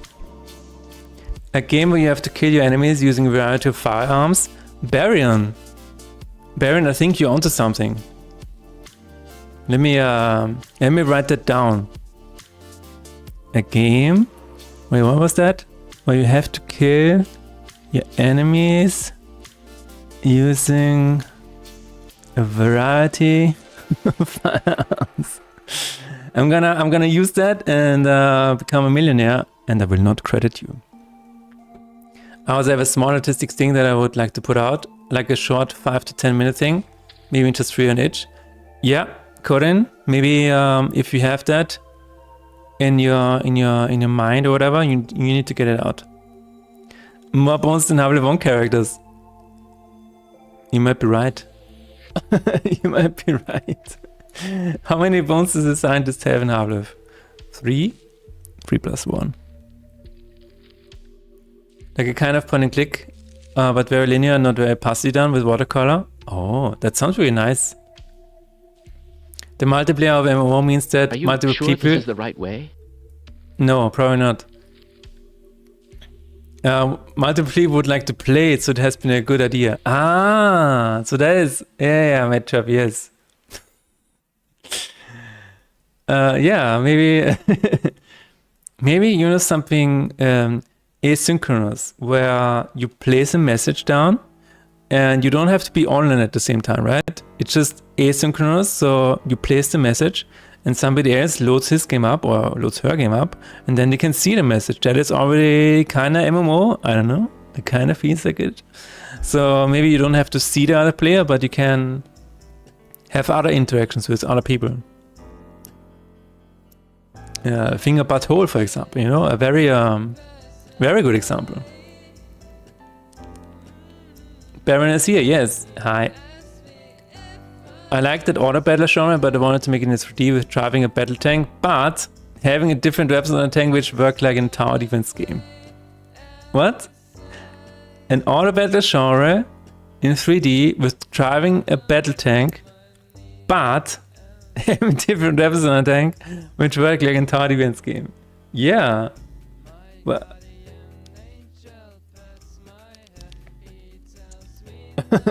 It sounds very ambitious. Still not sure where it would stand in the game experience spectrum. I mean, maybe it's like it's a vibe game, you know? It's just a vibe. You just open the game and then it's all vibes, like this game. This is a vibe game. You open it up and you have immediate vibes. There's nothing else going on. You literally at some points in the game just press the left trigger to the right for like 5 minutes and nothing else is happening. It's just a vibe game. And then you get 26,000 positive reviews because you can go to the right and it looks beautiful. That's it. That is all you need, Code and Green. Watercolors, a bit of a distinct style, and going to the right. That's all you need to do. That's all you need to do. I'm half joking, by the way. I mean, it's great that it's working out for them. I really love it. So I think it's really good that an artistic game like this can still reach an audience, right? Because you might assume that seeing that and not having, you know, gambling mechanics or whatever, people might be turned off by that. Because where is my blackjack? Where are my dice? Where are my numbers? But there is still an audience out there that appreciates like a game, you know, where you don't have all of these gambling mechanics. And I kind of liked it actually. I think this is really good. It gives me a bit of hope. Because sometimes I sit here and browse Steam and I'm like, are we just a softcore casino now? What are we doing? What are we doing, guys? I actually started trying watercolors. It's quite fun, dude. Yeah, absolutely. It's also very relaxing, right?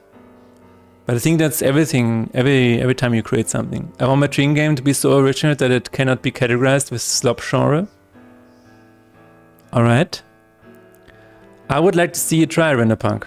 Come up with something entirely new. Do it.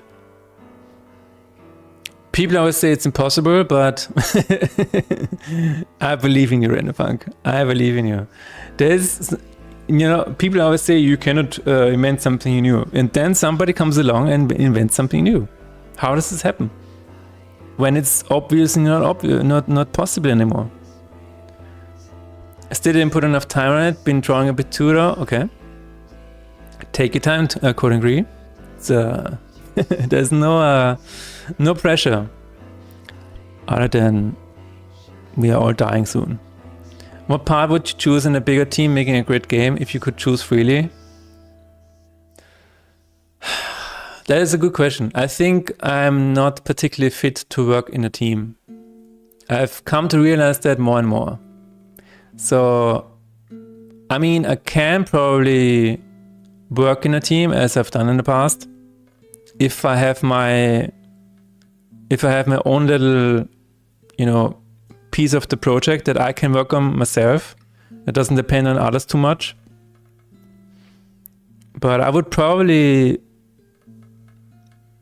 if I have to work in a bigger team, I would probably try to be more on the producer side. I think that is something where I can contribute the most. Yeah, I've come to realize that over the past few years.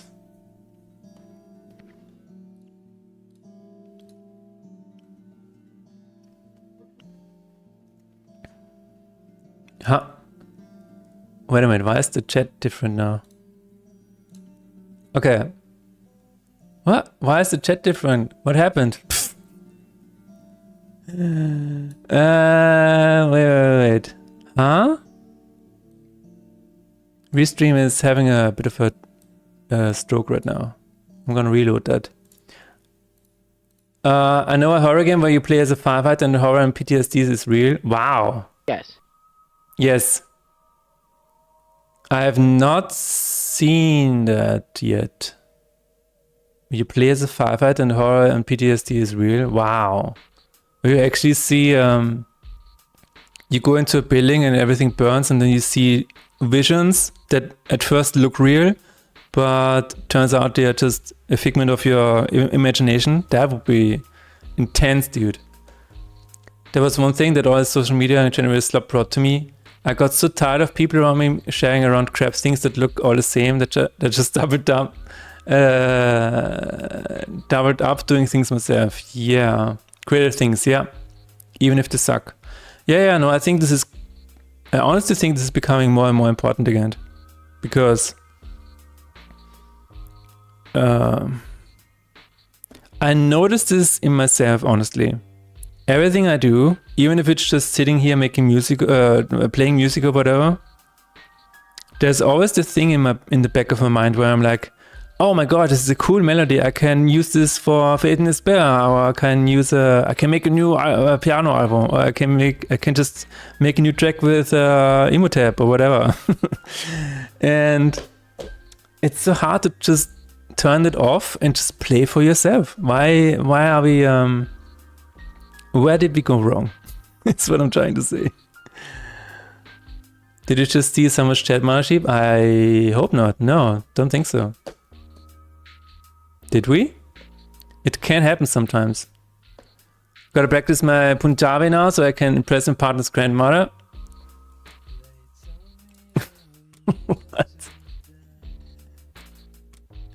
What? Huh? Punjabi language. I have never heard about that. What is that? Don't spray paint my apartment, dude. What the hell? You cannot just write it and paint a dick on my wall, Barian. Don't do that.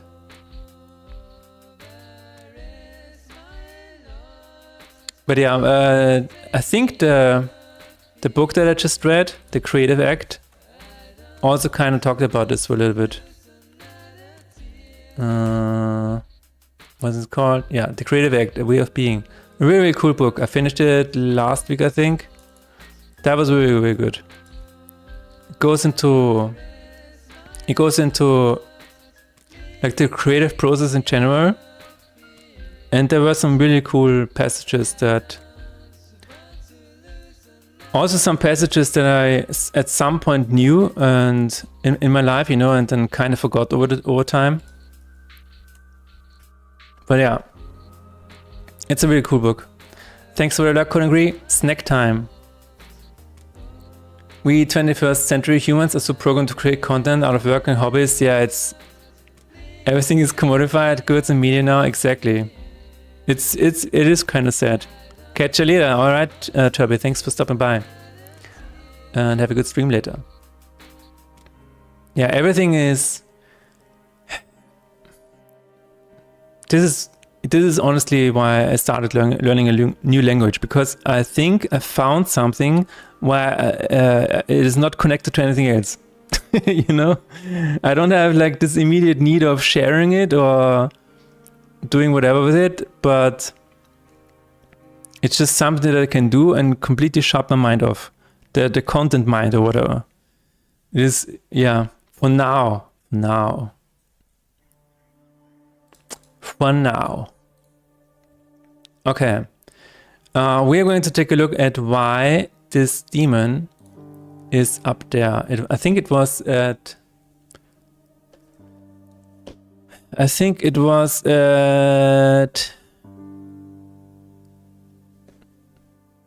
Moment.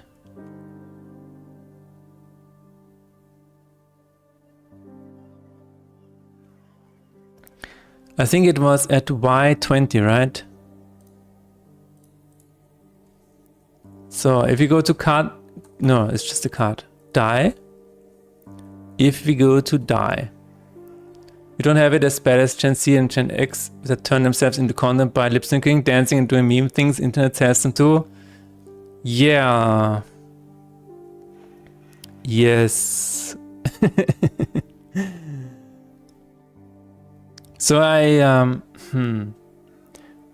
still like sitting here and streaming, right? But is it because I like doing content, or is it because I like sharing what I'm creating, or I like to be here just with you guys? I don't know.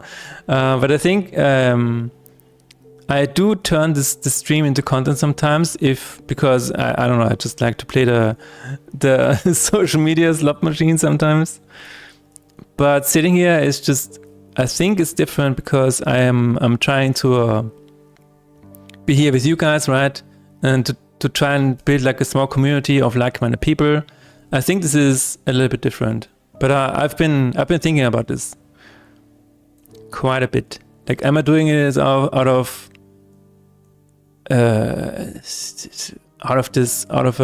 need for having content, or am I doing it for other reasons? But yeah. Hello, Process the Chaos. How are you processing today? Don't talk bad about Gen X and I'm Gen X? Late Gen X it is. We're not talking bad about them. No. So, process if you're really Gen X. Venepunks didn't mean anything bad by that. He just meant that there's this basic programming that Gen X might fall into automatically because they're surrounded by that. And your surroundings are what you make you what you are, right? So it's very like if you grow up in a certain environment, you're going to be that kind of person. It is just what it is. Unless you at some point wake up and be like, wait a minute, what are we all doing here?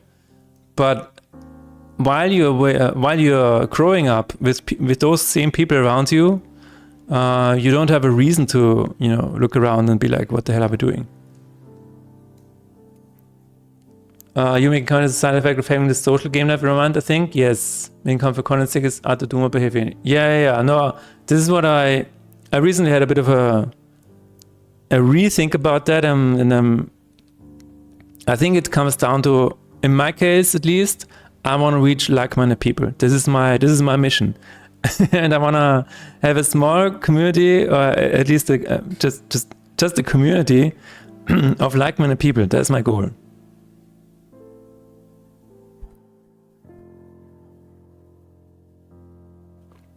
That is why you have to make content for the sake of money, to please the money god.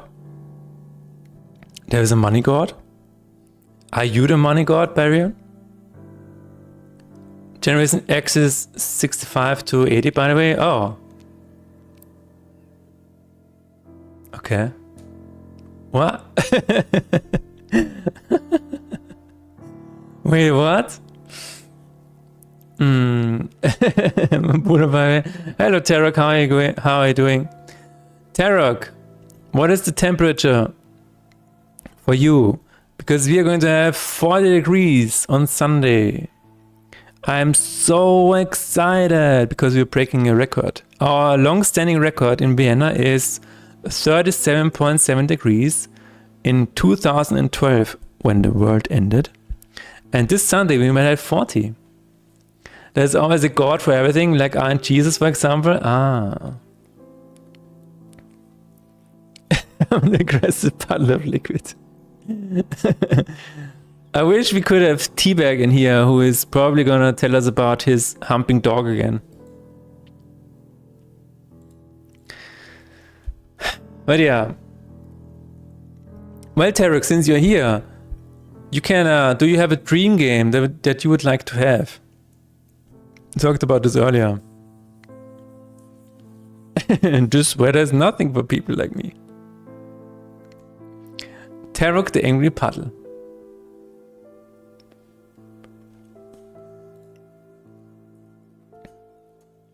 No, I think I read the creative act or whatever just in the right time. I think this was, it kinda recalibrated me again, which was really, really good. It was necessary because for a while I kind of stopped thinking about what I'm doing and just did it, because I set this plan for myself and just executed it. But sometimes you gotta stop a little bit and ask yourself, am I still on the right path? And if yes, keep going. If not, maybe it's time to re-evaluate. My dream game is TS3 Morrowind 2. Okay. The Elder Scrolls 3 Morrowind 2. Okay. Maybe there's a mod for you, like a player-made mod that kind of extends that universe. I'm wishing for an RPG where you can control elements, a bit like an Avatar game. Oh. I can control the elements. I mean, yeah, there is an Avatar game, right? I think an Avatar game existed already. Can I be on the wrong path if it makes the person happy or just having a good time? Good question. That leads to the definition of happiness, right? Like, what is your base level of happiness? And can you? Yeah, that is hard to answer. Everybody has to answer that for themselves. You might be thinking, well, if a drug user is happy while they're using a drug, does it mean they're on the right path?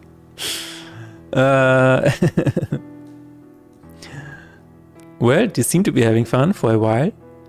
Contentment is bigger than happiness. Yeah, happiness is very hard to define, and happiness is, I think, not something that you can chase actively. I think happiness is something that you need to find in yourself. So happiness is, there is a stupid saying that says happiness is a choice.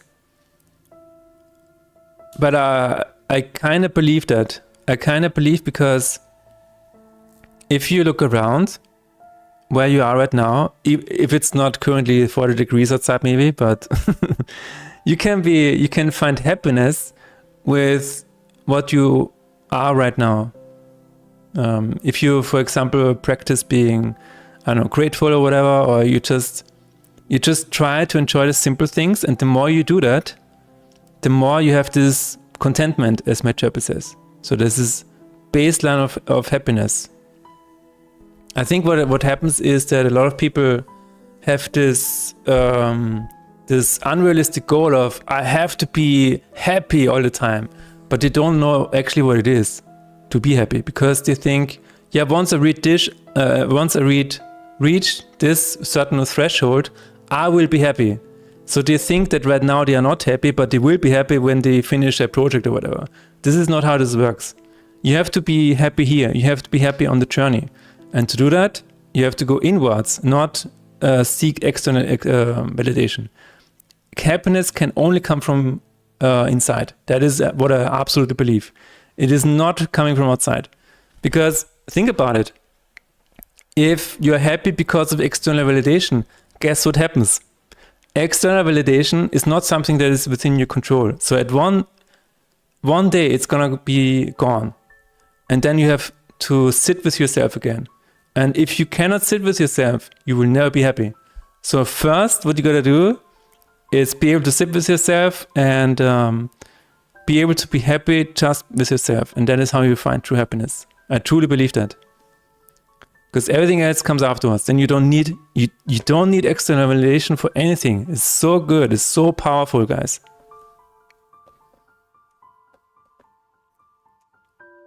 With a lot of being able to manipulate environment, like in Red Faction. Nice. Only a doomer can say that, what? I'm going to be lurking for internet is getting full of Deltarune spoilers, so I need to catch up before you catch up to me. Alright, Nixonali. Well, thanks very much for stopping by, and I wish you good luck on your Deltarune journey. We have been voted happiest country in the world many times, so that's always talked about here in Finland. It's more about being content. Yes, happiness is not constant, they are just fleeting moments. Exactly. You have to be, you have to find happiness in the most simple moments in your life. Like even just sitting, just being able to sit is so good. You can find happiness there as well. Or just being able to, the simple fact that you woke up in the morning. It can be so not fulfilling, but it can be like, oh my God, here I am. And I don't know, maybe at this point in time you don't have anything that hurts, your body is fine, I don't know. But you know, you really gotta focus on the simple things.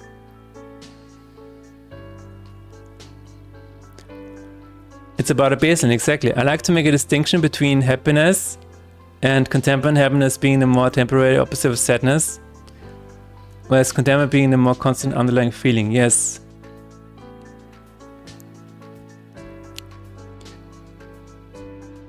Yeah, no, that is why I think it's a futile goal to chase happiness. I think you just have to be content first, yes. And even if you dip down into sadness or anger, for example, in case of Tarok, you just have to sit with the feeling and try to observe that feeling from afar. And you're like, oh, interesting. I'm feeling like this right now. And then you can ride all of these waves of emotions, right?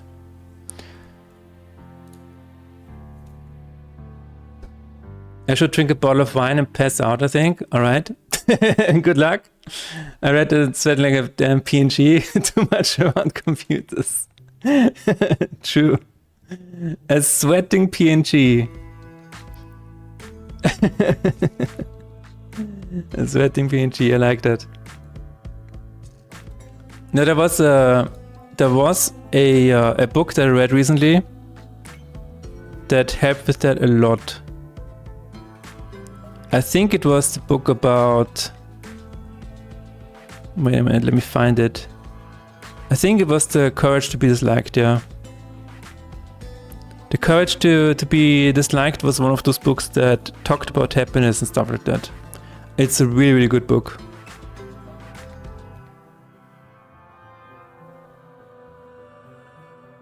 The Courage to Be Disliked.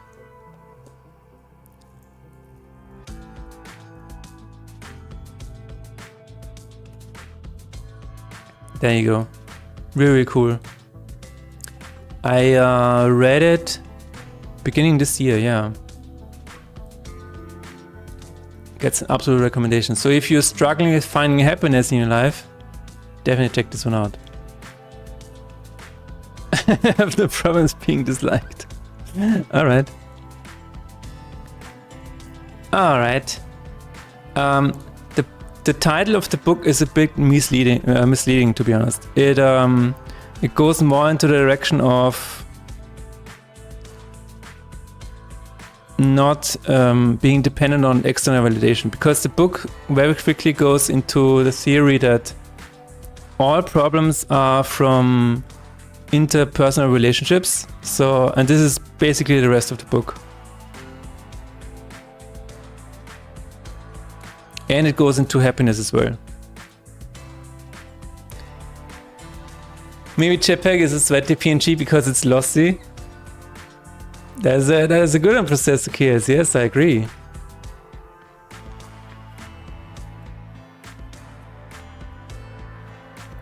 I'm actually wondering, so once you have defined happiness as maybe just being like a baseline contentment, I'm asking myself right now, so what even does it mean to be happy? Because if you right now, I think I have a very high baseline of contentment. So even if, so when I'm here and then I'm happy, like, and the happiness is like this little blip, and I fall back to contentment. So I actually don't have to chase all of this.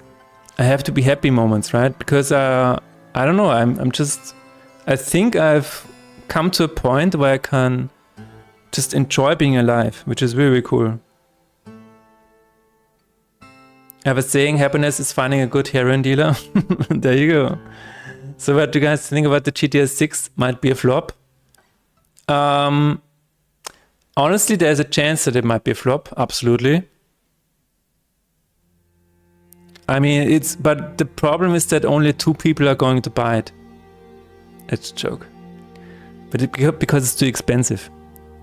I have a PS5 Pro and really looking forward to it. Interesting to see that what 2 billion buys. Yeah, no, I don't think it's gonna be a flop, but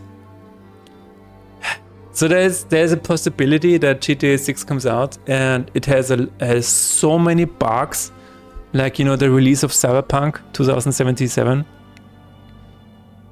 I think there is a high chance of that happening. It comes out and there's a huge amount of bugs. That might actually happen. And then it's gonna get patched to infinity and then it's gonna be fine. And people are going to be outraged and be like, I paid $100 for this. How is it possible that there are still bugs in there? Well, it is what it is. They only invested time into making the game and not playtesting the game. That's probably what happened. No, that's not true.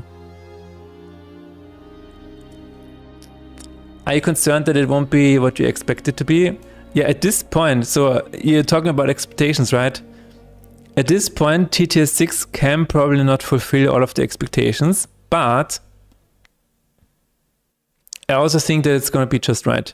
I think it's going to reach expectations because it's so high budget. It's gonna be crazy for the people who enjoy it. I absolutely believe that. I don't think they're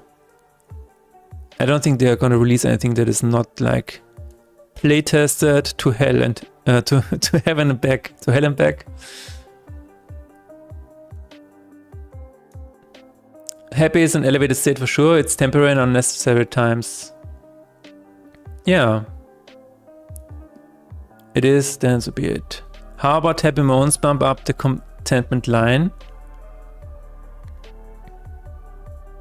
Yes, but yeah, exactly. So you have to kind of build up the baseline, I think, with happy moments.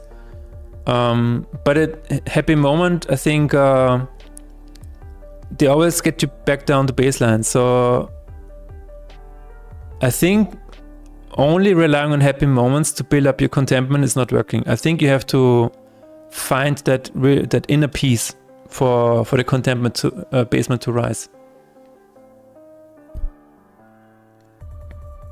then sets the bar for regular contempt too high, which can be bad, I think. I don't know. So there might be a point where you're brainwashing yourself to be always in a good mood. I mean, I don't know if that's good or bad. It helps that it comes to console only first, easier to test, and it's not costing $100 by the way. I know, but the $80 version also doesn't give you the full version of the game. You will not be able to enter certain stores. Give me a minute. So I honestly think it is $100. I honestly think it is $100, guys. $80 gets you GTA 6 Lite.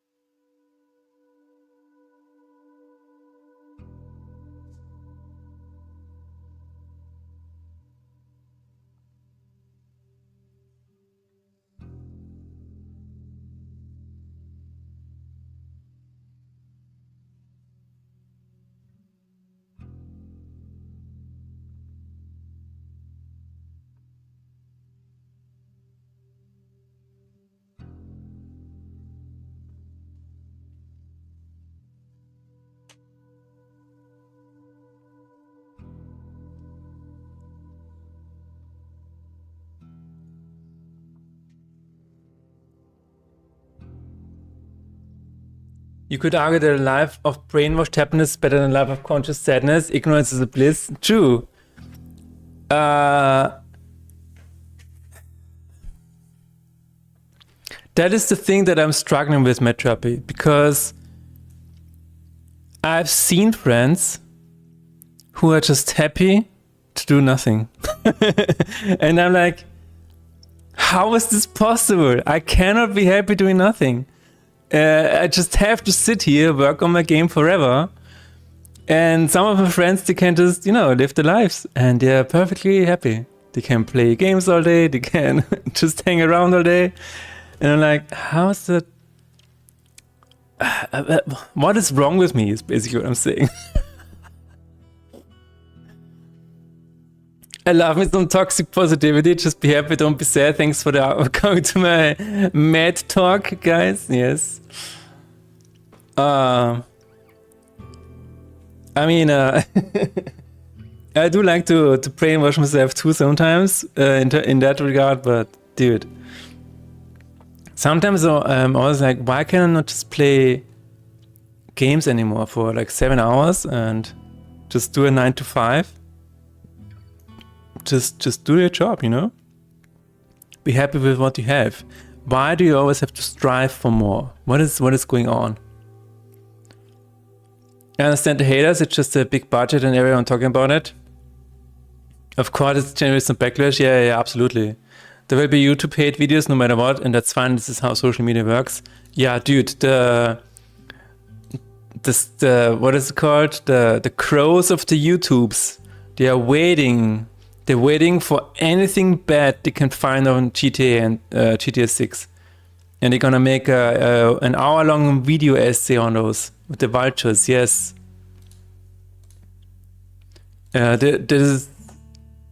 I've seen it happen so often. It's crazy. Like I've even seen it with people that I know.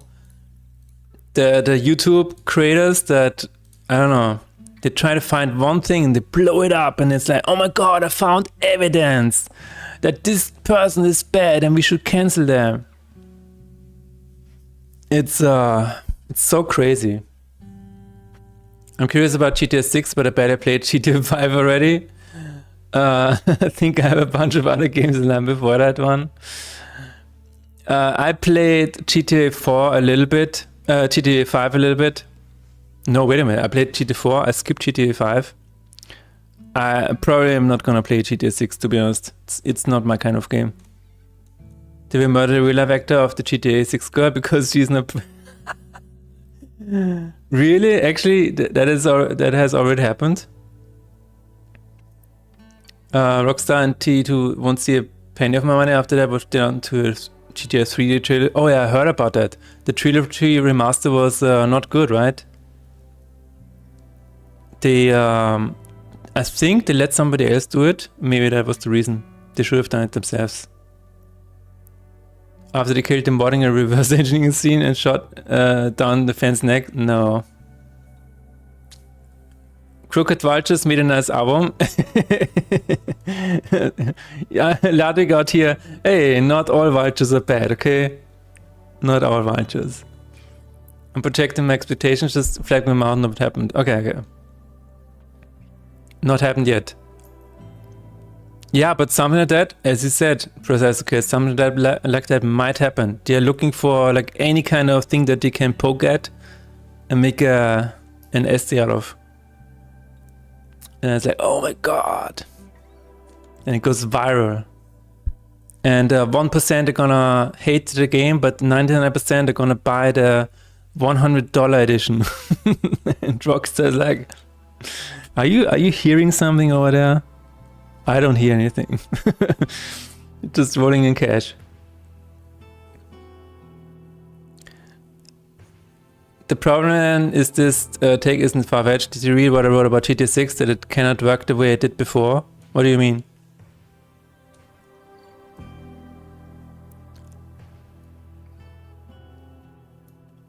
You can enter, but you will have it earlier with the digital deluxe edition. Is that what you mean? Okay. I think that was GTA wasn't working so easy in this time we have now. For example, making fun of marginalized groups like it did before. You can also see it in a way the DLC. GTA almost written. It's no longer as edgy as it was. A screen time to catch all groups of people. Barely hype for GTA 6 has said Chirpy. Yes, I also got no time for big games. You're concerned it doesn't meet expectations? Hello. Are you excited for GTA 6? No? Okay. My wife says no. Okay, man's gotta be ready, have a good one, and if not, just make yourself a good one. There it is, Matt Chappy. Just make yourself a good one. Okay, see you later, Matt Chappy. I think it will be different like it was before, and that this will make people hate it. So I hope that they didn't go to that one consulting company where, you know, they give, what was it called? They consult on the game being okay, What was the company called? I mean, if they're doing that, GTA 6 is dead on arrival. Because that target audience, no. They do not want that. Yeah, exactly, too woke. Soon we will end GTA 6 discussion and switch AI discussion. Let's go. We already had it in the AI discussion. I mean, you're too late, processor chaos. Wasn't that guy that went to build a rocket boy? One of the head guys has left Rockstar, forgot his name. He wrote Red Dead Redemption 2. Oh, okay. Sweet Baby Inc. There it is. Can you find if Rockstar has consulted Sweet Baby Inc? Because if that actually happened, that might be the downfall. But I think Sweet Baby Inc. also got a lot of flack, right? I think they might have. Didn't people try to cancel that company? Which is actually ironic. Dan Houser.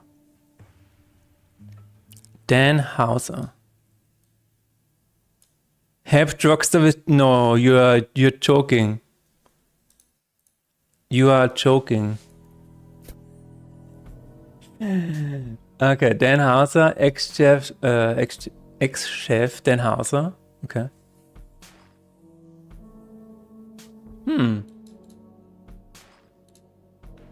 Has left Rockstar. Yes. No way, Tarok. Do you have like a link or whatever that we can check out?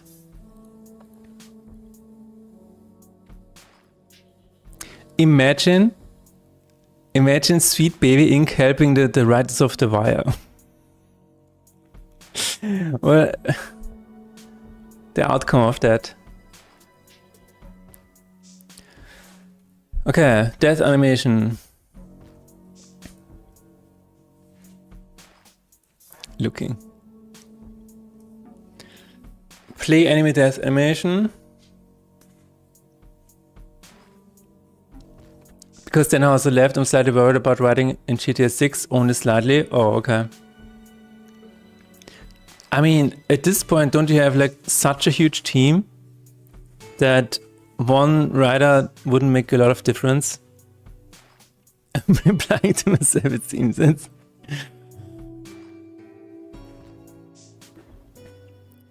What I posted is from Reddit. Oh my god. Because they have a huge team, I'm only slightly concerned, yes. I mean, leaks suggest GTA 6 could be particularly colorful. No. Rockstar is reportedly planning pride parades integrated into the open world as major events. No way. Complete with rainbow colors, music, and a festive atmosphere. This would be one of the most striking and inclusive steps in the series. No way this is true. This cannot be happening.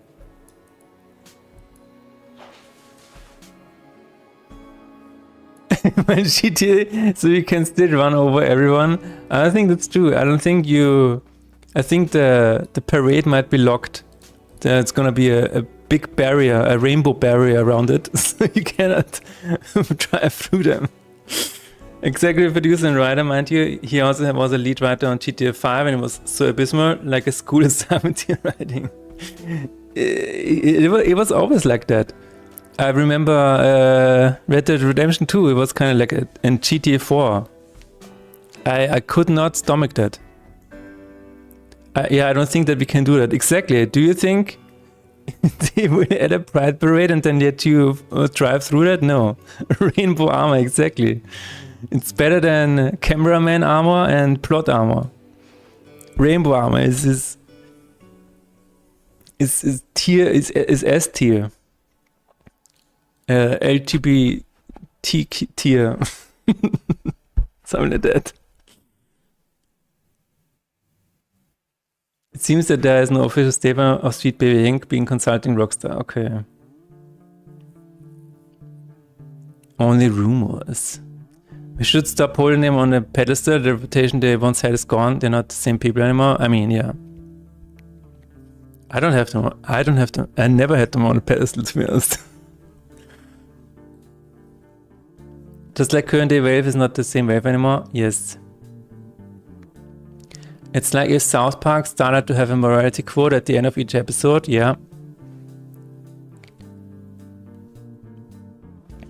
Or if South Park had like a disclaimer in the beginning of this episode might piss you off.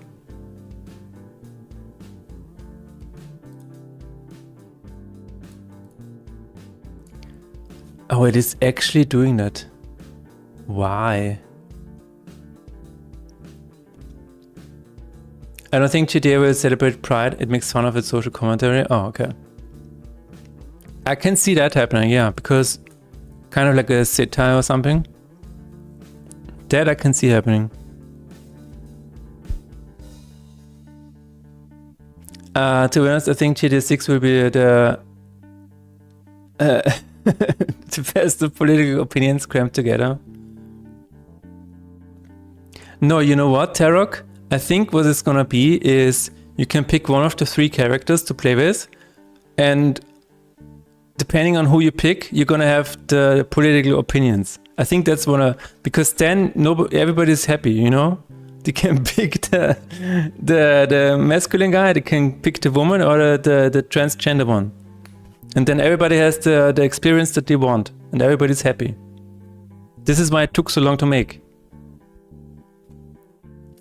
Look at GTA Online DLC. I have no idea what happened there. There must be some kind of Trump character and some mention in Floyd. It has to be. That would be really cool. Game starts with Donald Trump and Kamala Harris pictures. You have to click one, and that will define your experience. That is actually a really good idea. A really funny idea. All those DLCs were written by very poorly and inclusive in a way that feels forced. Yeah. No, I also don't have a problem with that, Tarok. I'm making fun of the companies that seem to care about it for reasons. Because Baby Inc. told them to. That is what I have a problem with. That is what I find so stupid. It should come from a different place. And not like Rockstar would do it, yeah. Like imagine imagine you're watching a George Carlin show and he goes completely out of character. Was June Pride Month? Yes. I haven't seen much of it, maybe in my bubble. No, absolutely, it was. We even had a parade here in Vienna. Pride parade. Rockstar lost the voice and is trying to fit into this world. We will see. I mean, you know, they're probably trying to mitigate all of the invested money, right? They cannot. There's a lot of risk in making this game fail. So maybe that's one way where they thought, maybe, you know what, we can salvage this.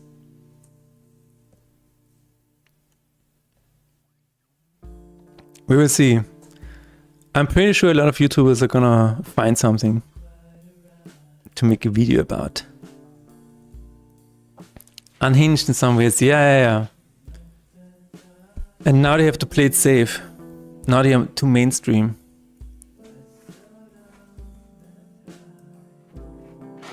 Exactly.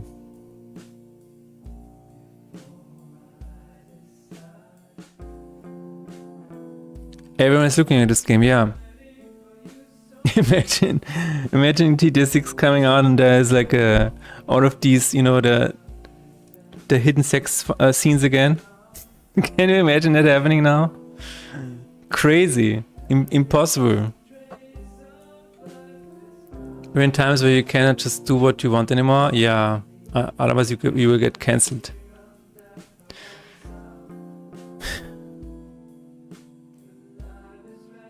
Hot Coffee 2, Electric Boogaloo. Even if it's sarcastic. Yeah. even if you're making a joke.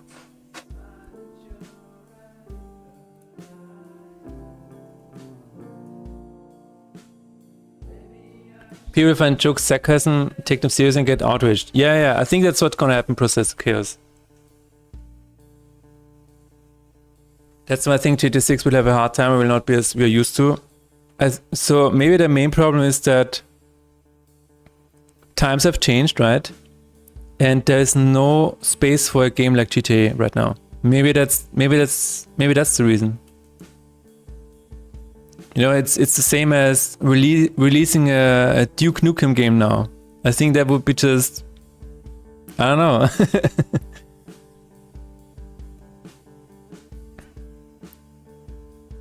just doesn't work. I think maybe they need to try make something new.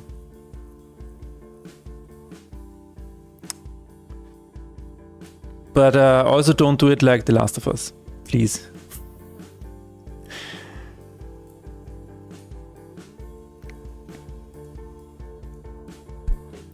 We will see. When is it going to come out though? Did they say? GTA 6 release date. Oh, November the 19th. Well, 19th of November. We will see.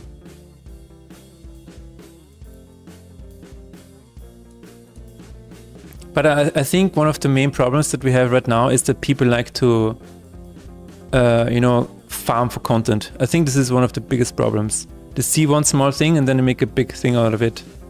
Like, I don't know. Like you see a lot of YouTube videos now that are dunking on the Steam machine. Yes, it's a high price. I understand it's a high price, but people are really like, they're forcibly angry about it.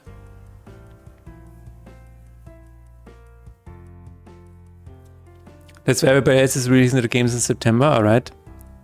I would actually, you know what? I would actually counter that and release the game on the same day. Just to see, you know what? Just to be the one guy who released something alongside GTA 6. That could work, to be honest. And it's like, oh yeah, what else is coming out today? Only one game? Ah, interesting.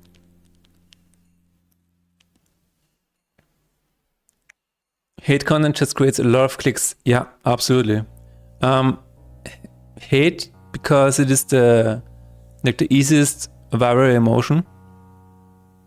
But in theory, every emotion, if it is strong enough, can go viral. But hate is just very easy. Any destructive force. Why does everybody have everybody and the mother have to produce content nowadays? I don't know, but I've heard that my wife actually told me about this.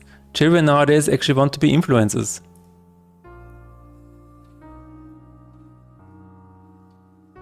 They used to be, you know, they used to dream about becoming astronauts and whatever, but now they want to be YouTubers. Like this Mothership, yeah. Don't hate me. Don't hate me.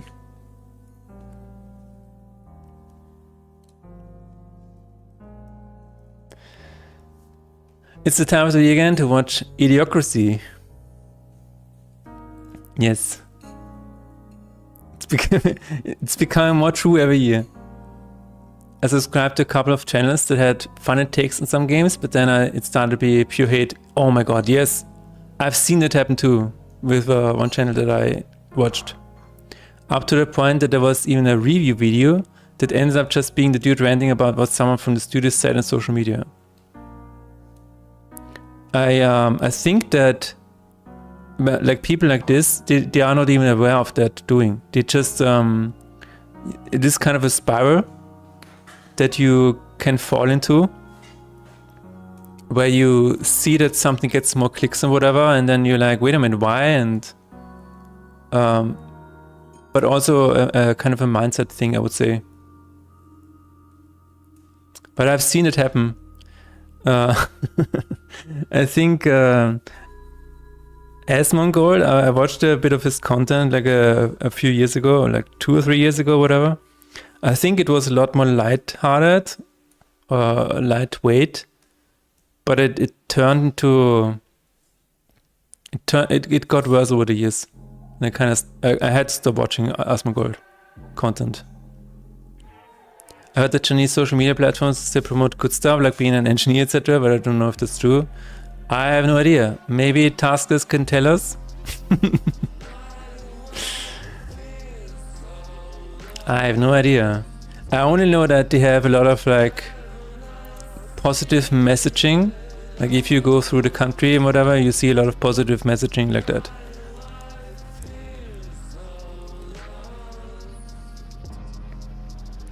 I just watched Asmongold if I need a view on a particular part of the internet mindset. Yeah, exactly. The default gamer mindset, maybe. I don't know.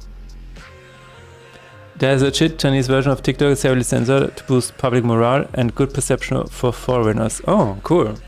I mean, interesting. What, do you have any motivation to clean my apartment? No,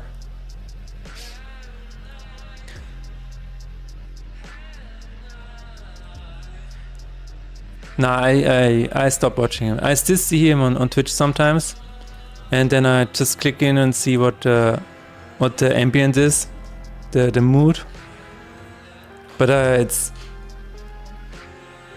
he's always having a clip of something devastating happening and talking about it. So it's very hard to digest. He's totally in that spiral. It's crazy. Like it's politics, it's always bad things happening, rockets hitting buildings, or I don't know. It's crazy. He's always watching the news clips and whatever. But yeah, it works for him. As far as I know, this is what he considers, like, this is his job, right? That's how he gets his money. Pseudo-intellectual reacts. No, I truly believe Asmongold knows exactly what he's doing. I think he's brilliant. I think he really is. He knows exactly what he's doing. And it works for him. I don't know. He just puts on a show like a good I would say comedian or a good showman, because that is what his audience expects. And then he turns everything off and I don't know, does whatever he wants. It works for him. More power to him, dude. And he seems to have fun doing it. That's all that matters, I guess.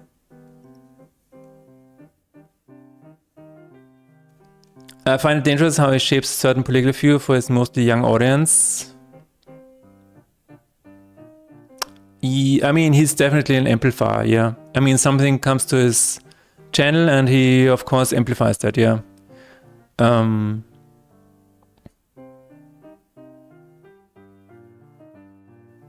don't know, but yeah. Just look at Asmongold's facial expressions when he is watching a trailer. Oh, absolutely, it is acting. Yeah. No, he absolutely plays it up, and that's good. He's putting on a show. He's like almost like the George Carlin of our times. This is what George Carlin would do probably if he also started, when Twitch was around. I think that is what we would have gotten, yeah.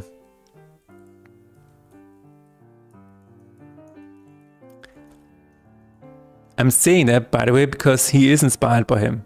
He said it at one time. I'm not just making it up.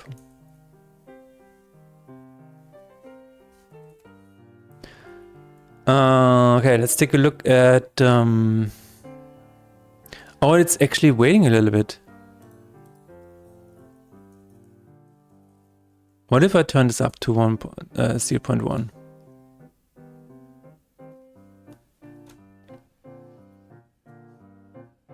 But yeah, the face, the eyebrows,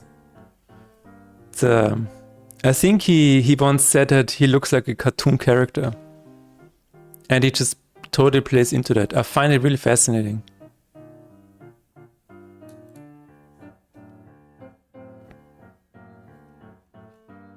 I did watch the Steak and Eggs podcast. Like, I think all of the episodes. I think those were really interesting.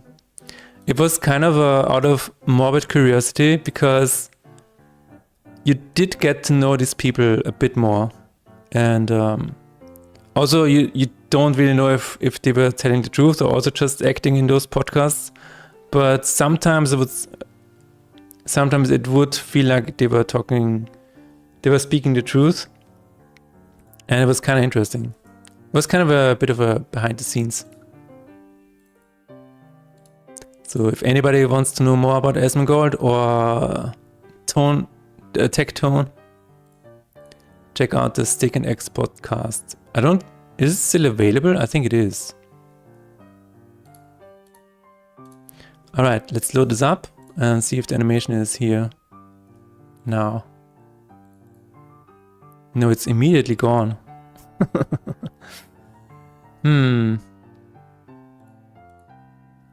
Yeah.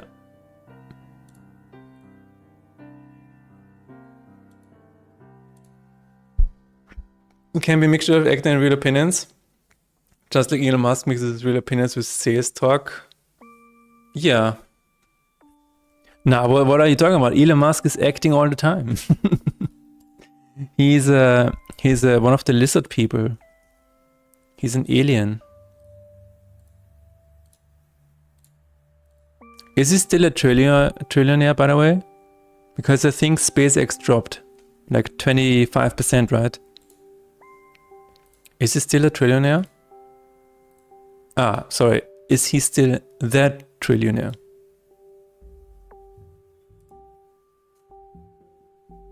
Play enemy death animation.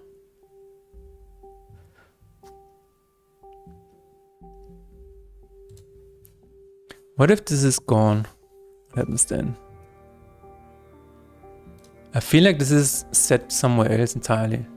Last time I saw he was below. Poor dude. What is he going to do now? Yeah, he's...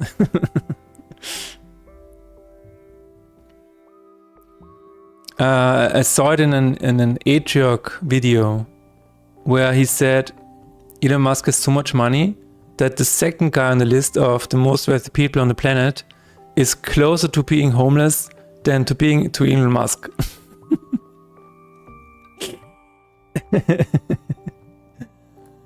Ah, that's crazy.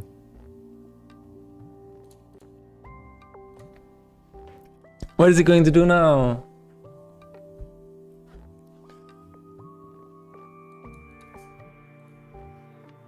He basically said that Elon Musk puts all of the other wealthy people to shame. He's making all of them feel like they own nothing. I thought that was really cool. What a hilarious take. Okay, let's try it again.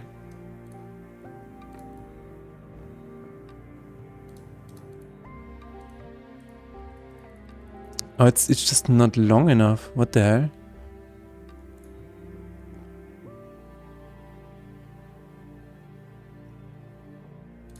Something very strange is going on here. Return enemy death effect. Get enemy death effect. Get entry type here.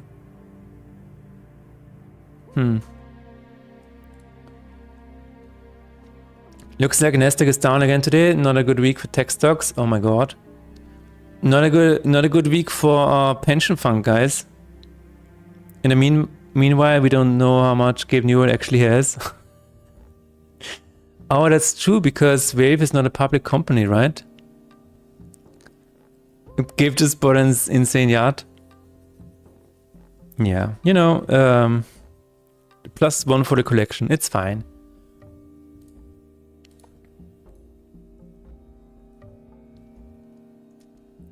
As long as his knife collection is still growing, life is okay.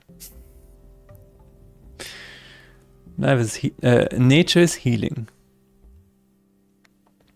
Dude, I never want this to happen, but imagine at some point Wave screwing up so much that they are cancelled overnight. I honestly believe that this day can happen. Like it only takes like one thing for them to fall down. I don't want it to happen, but honestly I can see it happening. And Super Yeah, which has a sub for deep sea stuff, really? Oh my god. What the hell? He was like, yeah, I want to play Subnautica in real life. Well, do you have the money? Yes, here you are, in cash. Okay, I'm gonna... So, wait a minute. I'm going to take a look at the card effect. Enemy death effect. I hope the sub isn't from OceanGate. You know, the one with the Xbox controller, you mean? They've been screwing up with Team Fortress 2, CS2 Deadlock for the last decade and nothing happened to them. Even after TF2 community trying to fix the game. I don't think that it's big enough. I'm more thinking about like... I don't know, imagine like the Steam machine having like a big defect and they are not accepting refunds or whatever.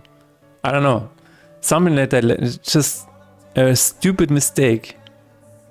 And then it's like, everything blows up. Or they're changing the shop in one way or another. I don't know. Keep growing your backlog during the summer circuits. Dad needs his money, yes. You know, my game is on sale now, guys. So if you know anybody, just imagine what can happen as soon as Gabe retires. Exactly. I think Tarek is onto something. I think something will happen when Gabe is no longer with the company.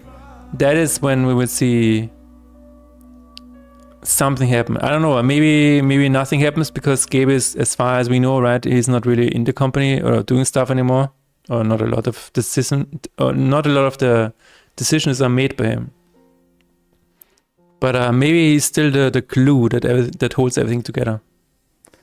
Are we talking about how Wave could fail? Yes. I doubt a whole 10 people who couldn't afford to buy a Gabe box will report any fault with it.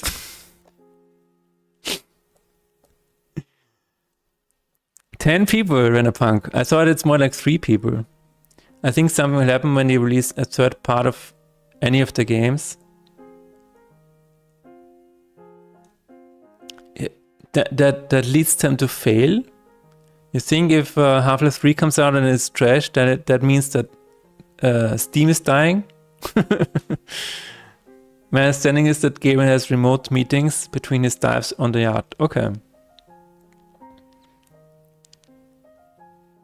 And then he's like, guys, this could have been an email. You can reach me in the water.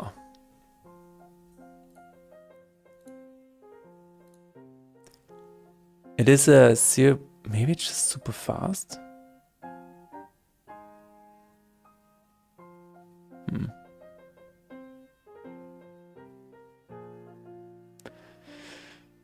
Maybe it's just super fast and that's the reason.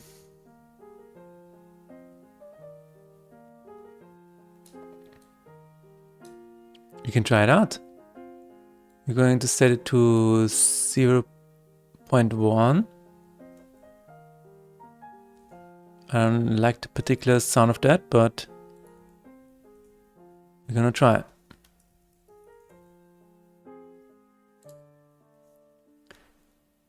When they release Half-Life 3, Portal 3, TF3 and CS3 and they all fail. Wow. Yeah, but that means Steam itself would still be fine from that. Right? I'm trying to think what could happen to make Steam fail as a platform. If a software fails, as Renderpunk just said, because TF2 and CS2, I don't know, Deadlock, all had something going on that was not that good, but Steam is still fine. The Orange Box 2, wow, you know what? That would actually be really, really cool. My understanding is that game has remote. Oh, okay. Wait. Ah, the chat is different order again. The game is still a VP when it comes to Außenwirkung. Yeah. So I think maybe something will happen when he actually retires. Might just be that point of no return. Good morning, 8. How are you doing? Are you excited about the weekend, 8? We are going to have 40 degrees here in Vienna. Really excited about it. What if Steam becomes a paid subscription service? Yeah, something like that. Like a drastic change. Where Wave is like, you know what? Server costs are so high. To be able to use Steam, you have to pay a monthly subscription now. As soon as he starts pulling out and minding his own business, new Wave CEOs will be needed. Yeah, and that might be the downfall. It passed the law that Steam is not allowed to hold games hostage. People will start moving to non-Steam purchases. What do you mean withholding games hostage? Who is holding games hostage, 8?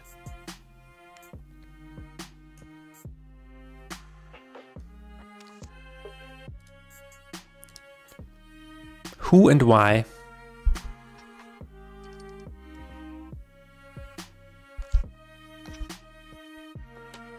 Oh, game prices? Please elaborate.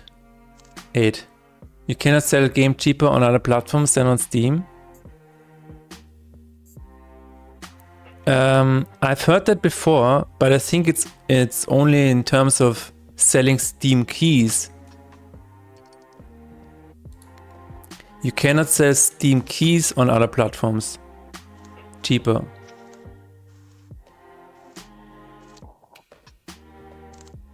It's a good. The Wave might try to pull a Game Pass move, yeah. So yeah, the selling games cheap anywhere else. I was also of that opinion, but I think it was only if you want to sell a Steam key. You cannot sell a Steam key somewhere else for cheaper. Like if I set my price on itch.io that is cheaper than the game on Steam, I don't think it's an issue. It's only if you wanna sell. If the itch.io sale would give you a Steam key, then you cannot put this for a cheaper price than on Steam, which I think is fair.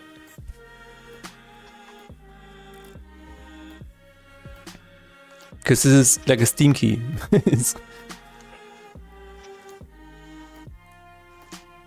But if you sell it on GOG or whatever and there's no Steam key involved, I think it's fine.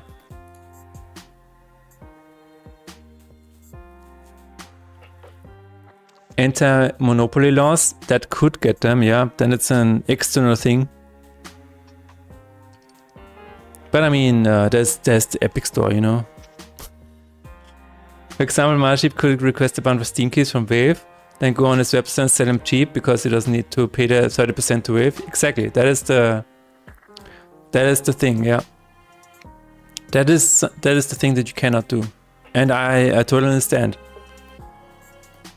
Would have to release a Steam key at some point that's a real physical key. What would it unlock? I don't know. The Orange Box 2.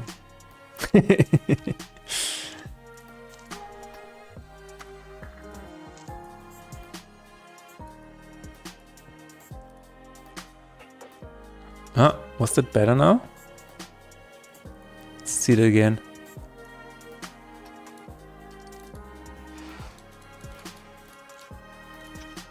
When does it spawn? No, it's immediately gone. It's not even waiting for it. This is very strange.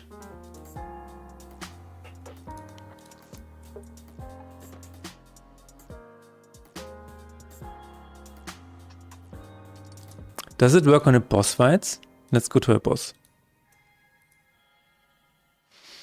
I was curious and asked ChatGPT what might happen. Okay. Well, what did the computer say? Yeah, no, this animation is entirely broken. interesting. Because there is supposed to be a fade. Huh. I'm gonna take a look at the code. Is boss.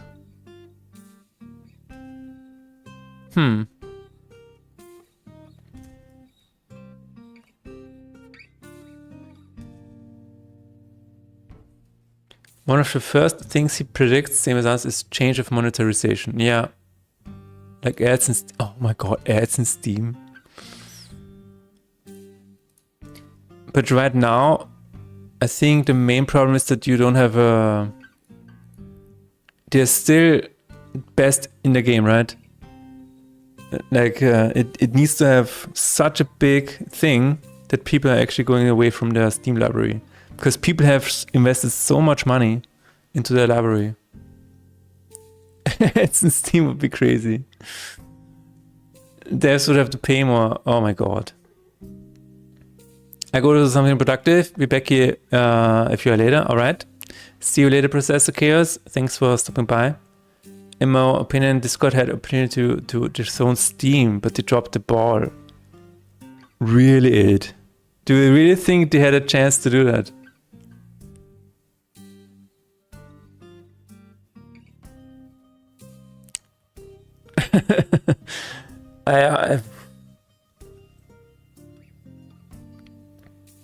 I don't see that. I don't see that. I think it was so hard for them to add games to their application, where people are really confused. It's like, why are the games on Discord? Doesn't make any sense. I think that was a really hard sell. Paid placements for games in the store. Oh. Yeah, I mean, that is... Who knows what's going on behind the scenes? But apparently right now it's not that. Sheer number of installs and direct correlation to users' games. Yeah, but... Yes, it has a correlation with games, but nobody expects to play games through Discord. It always felt kind of weird to me. I don't know. It felt kind of tacked on. And that is why I think it was never gonna happen. Wave is still private, yes. That is why we don't know what Gabe actually has. Because he doesn't need to declare it. Yeah, but you say drop the ball, but do you think there would have been a chance for them not to drop the ball? Because I don't see it. I think there's no way.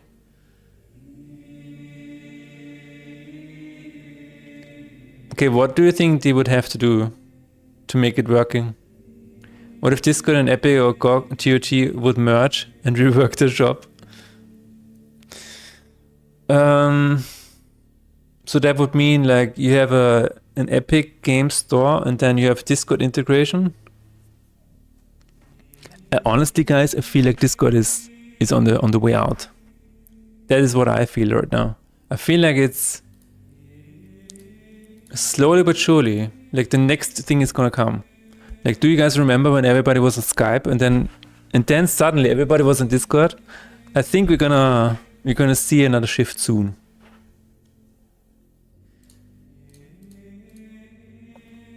The next big thing. What is it gonna be? When Discord was like advertising themselves as the better Skype, and that was brutal. A revive of TeamSpeak. In my opinion, Discord integration in games and being first to capture the GameSlop games by capturing these games when they were first making rounds on Reddit. Okay. Remember when everybody was on Zoom? Yes. Remember when everybody switched to Teams? Yes. Yeah, maybe. I don't know. I just cannot see Discord doing that. Setting up an empire like Steam. That I don't think that can come from a chat software company. I don't know. Ventrilo coming back out of nowhere. Ventrilo 2. Better than Discord and Skype.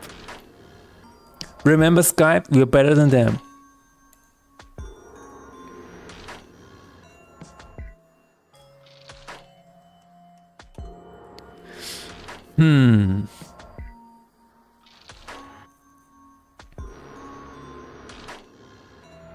Yeah, but I think it's gonna be a really interesting day. The day when Steam dies and people are like, well, I have invested $20,000 into the Steam library and now it's all going up in flames. X-Fire. Imagine Epic buying Discord, then it would completely rework the shop and make it good. Handle community multiplayer stuff directly in Discord and give people a bunch of free multiplayer games. One friend group of mine is still using TeamSpeak. I mean, if it works, it works. Epic buying Discord and then integrating it into the store somehow. I don't know, man. I don't know. It could work. It could.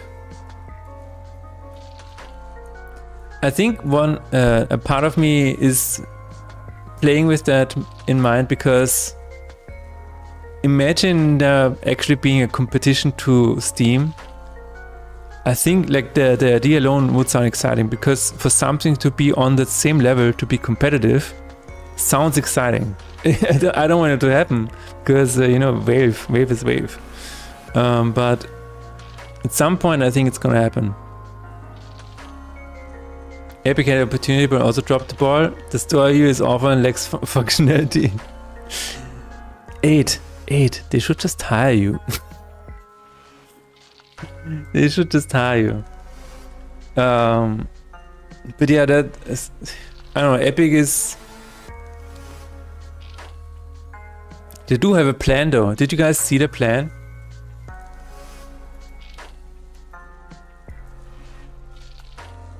Let me see if I can find it. Oh, there it is. It's gonna be fine, 8. They have a roadmap, you see? A roadmap priority of the team over the next 12 months. Up first, Epic parties, pre-registration, storefront re-architecture, very important. We can do that in a week. Improved storefront navigation. See, they heard you, 8. They heard you. Library management improvements, multi-phase. This is not going to be like a one patch. This is going to be 2 patches. Storefront launcher improvements. Okay, and then we have UX and design improvements. Again, 8. Thanks for letting them know. User-written reviews. Oh my god. Personalization, publisher-funded coupons. I don't know what that is. Search improvements. I don't know. Okay, and then they already have this on deck. Okay, this is up in the air. This is gonna come. They have notifications over storefront redesign. Okay, it's storefront redesign. It's gonna be super easy and simple. Just a bullet point. When I started, it was like 12 months. Really? 12 months for all of these. I don't know. It sounds so fake. No way, this is real. Universal controller support. Yeah. This is a crazy one. But yeah, they heard you, 8. They heard you. They're gonna fix it. They should just hire me. I need a job anyway. Check. Oh yeah. Hi guys. Just hire me. I need a job. I don't know what for. Just hire me. The 30% fee is a disaster. I agree, 8. Why do they need 30% of my $100? You know? I don't think they need $30 from my $100. I don't even think they need $300 of my $1,000. I think they would be just fine if they don't get anything from that. Just have a threshold where there's a 0% fee, or maybe like, I don't know, 5%. I don't care. But it is actually if you wanna try to make a living from that, crazy. Like 30% cuts so deep. I don't really care because I am freelancing beside of that, but for now.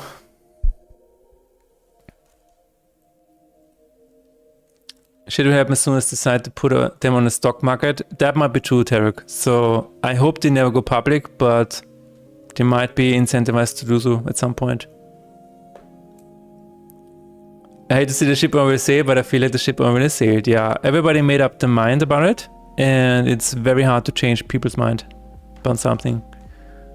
You only have one opportunity to make a first impression. Yes, that is why it's usually better to just make another game than try to improve the one you are working on. And yes, I know I've been working on this game for another year. I think it would be better to not do this over time, but do like one huge new Epic Store update and give everyone GTA 6. Maybe that would help. Techneck, yes. Yes, just make one giant patch. Here it is. I think that's a good idea. Sale processing fee is well justified. And a fee for being on store also justified, but 30% is really steep. Yeah. I really think they could, I don't know, maybe have like a tier system where, but then it's also unfair to the poor people who have 1 million sales. Why should they pay 30%? And as far as we know, right, the big earners on Steam, they get a special contract anyways, where they don't pay 30% anymore. I don't know. If it was money you have to pay back, you could at least claim it back as tax because it's processed before payout. I don't think you can. Right. 40% if you own a Steam Deck. Wait. The Steam fee is 40% if you own a Steam Deck. That doesn't make any sense. That would be hilarious though. Oh, we saw that you also have a Steam Deck. Yeah. We need to get 40% of your revenue now. I'm very sorry about that. Extremely sorry about that.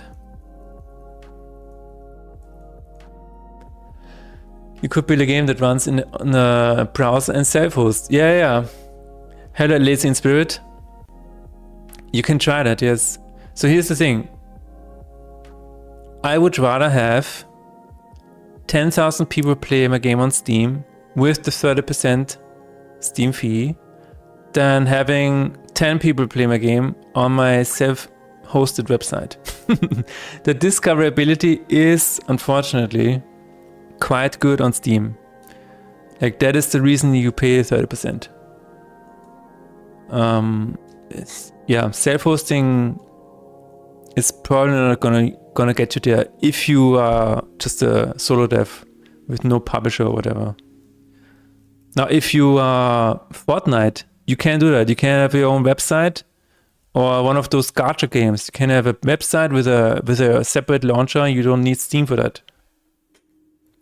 But if you're an unknown studio, you kind of need Steam for discoverability. Also, I mean, there's so many players on Steam. Marketing is expensive. Yes, exactly. Invent the next O game. What?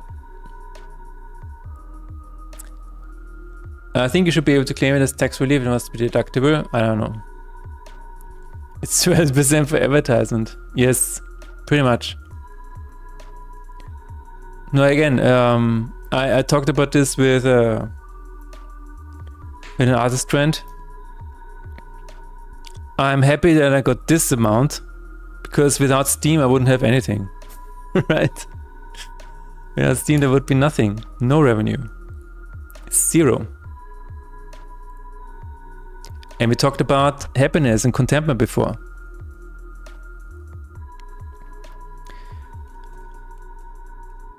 Okay.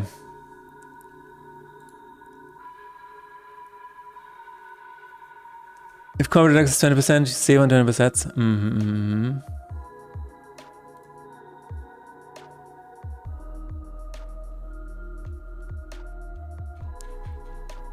It is deductible, huh?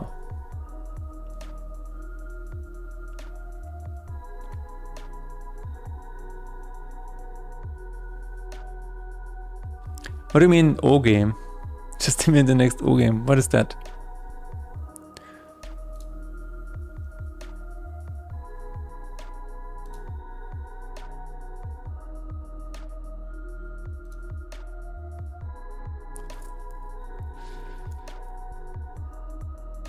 Okay, short break. We're back.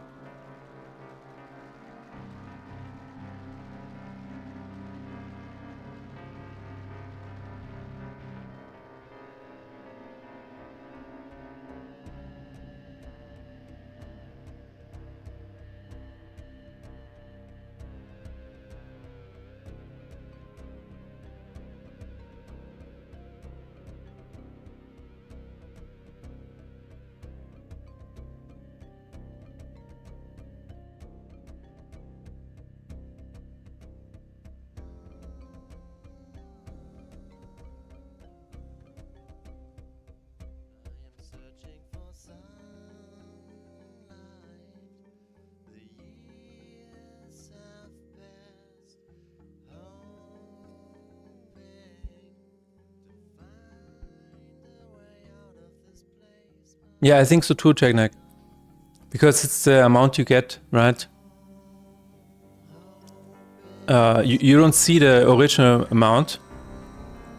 Steam takes the 30% and then you get the rest. And that is what you have to declare. At least I've been doing that. 2 days later. Austrian game dev is in jail for tax fraud.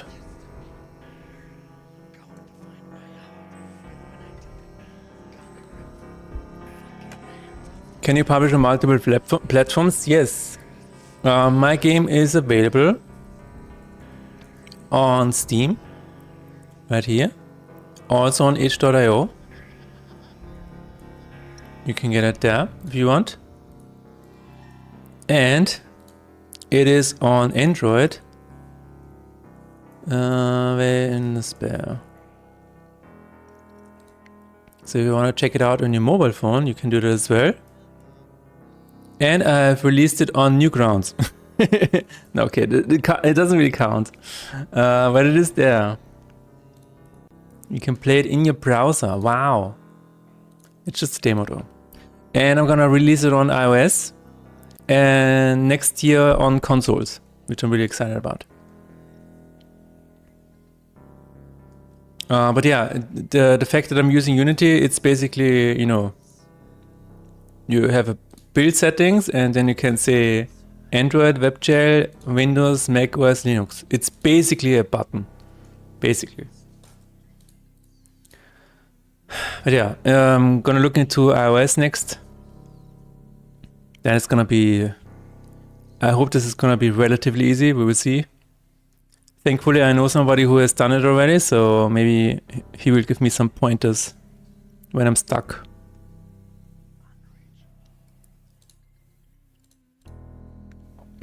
But yeah, we are also, thankfully, and this is really cool, the game is now Steam Deck verified, right? Steam Deck verified that also means Steam Machine verified, which is so cool. That's really cool. See, you have Steam Deck, and then you have a tab for Steam Machine, and we are automatically Steam Machine verified. We need more games for Mac. Yeah, this game is out on the Mac too.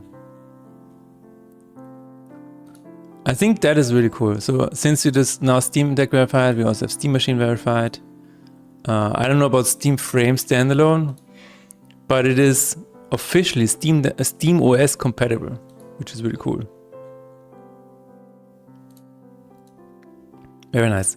What about Cat and Betty? I'm actually kind of curious. It is Steam Deck verified and Steam Machine verified. Okay. How did they know in November? I guess they're just taking the Steam Deck verification, copying, pasting it over. All right. But yeah, that's really cool.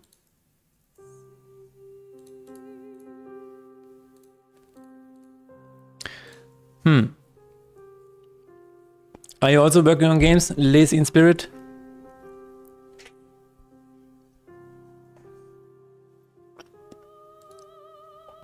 And kinda, so I'm still wondering why I see this, why I don't see this animation here.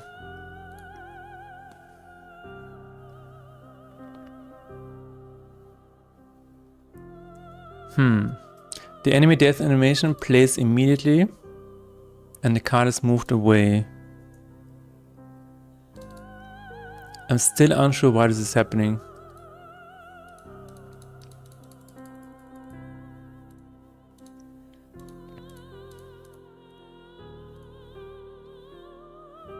Yeah, I mean the card is immediately gone.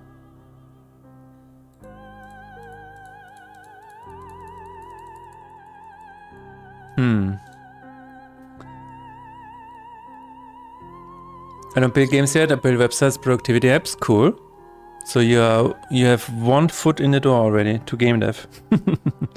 You probably know about gamification and incentivization and how to keep people hooked. I'm not very artistic. Well, some people might say that coding is a creative way of doing things anyways, so you might be an artist, you don't know. Coding is a creative act. It's super creative, see? Yeah.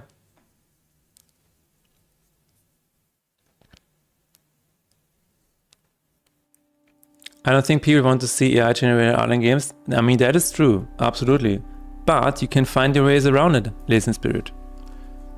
You can go to itch.io and then you go to Browse, Assets, and then you find a lot of assets here that are hopefully not AI generated, and you can build a game with those.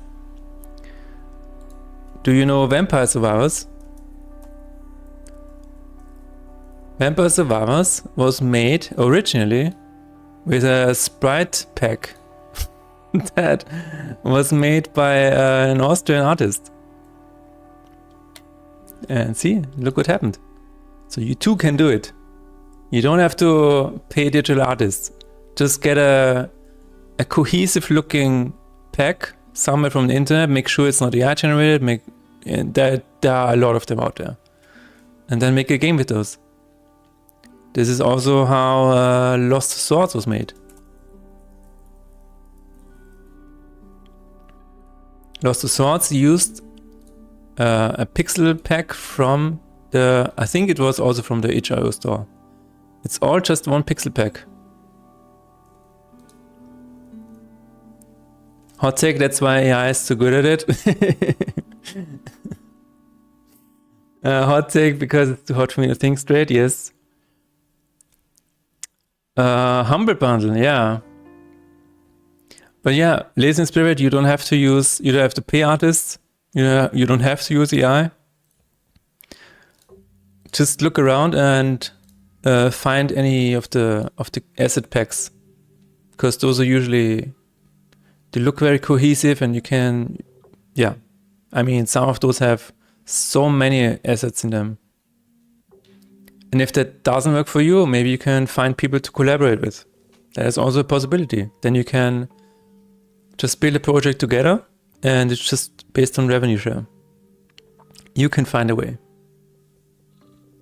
There are a lot of artists out there who also want to make a game, but they cannot code. So you can code and have no artistic and no art skills. So maybe you can meet somebody.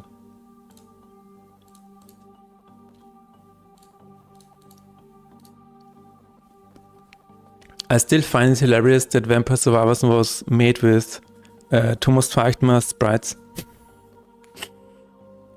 That's a cool idea. There you go.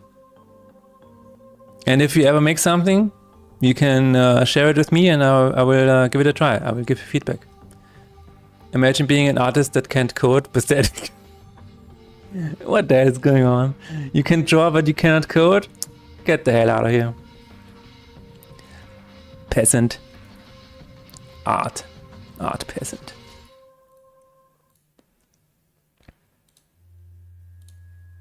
Okay, so it was not the fault of the animation. We have X enemy death effect. I'm going to return it to its original state, just to make sure. And then I'm gonna debug out everywhere where this is happening. Ah, see, we have a lot of those. At least 4. Death animation. Oh, it's the same. Or is that get offer cards? No, that's not it.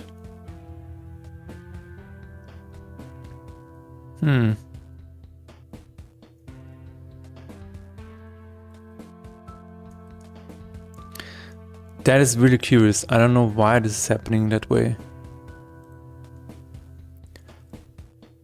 You don't have to could have used Claude Code. I mean, the opinion, the verdict on that is still out, I would say. But yeah, I guess at some point you will be able to create your own game without needing to code, knowing to code. Hello, Tamara the Hammer, how are you? The army is tremendous. There are at least 5 spearmen. Oh. What?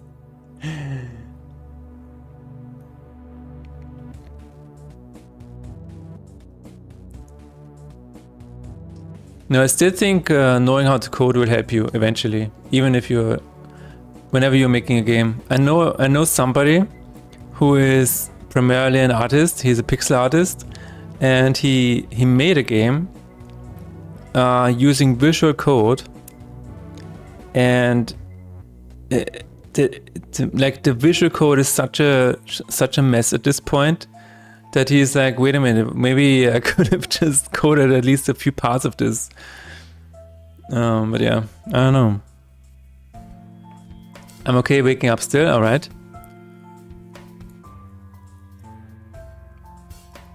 Alright.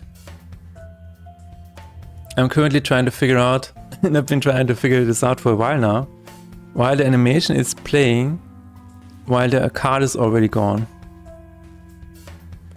20-60-20 rule, I think it's the best. Oh, what is that? Explain that to us. Visual Code is great entry point, but it's scaling very poorly. Exactly, dude. I started working on one of those. I started working on Cat and Betty with Visual Code. But at some point I realized I have like this map already of visual nodes, and I was like, wait a minute, this is just 5 lines of code. So I removed that entire plugin from my Unity project, and yeah. 20%, start with 20%, let AI code 60%, finish up the last 20%. That is interesting. That is an interesting take, because I feel like finishing up the last 20% is not possible, because you don't know what the AI is doing with the 60%. There is a chance that you have no way. Beckman says it's time for Austrian dialect. Verdammt. Es kann passieren, dass du die 60% nimmer verstehst. Und greetings, Stars Blackman. So, I think yeah, verdammt, damn it. So I think, okay, so you're saying that if you start with 20%, then you understand the code because the 60% are based on the 20%. Interesting.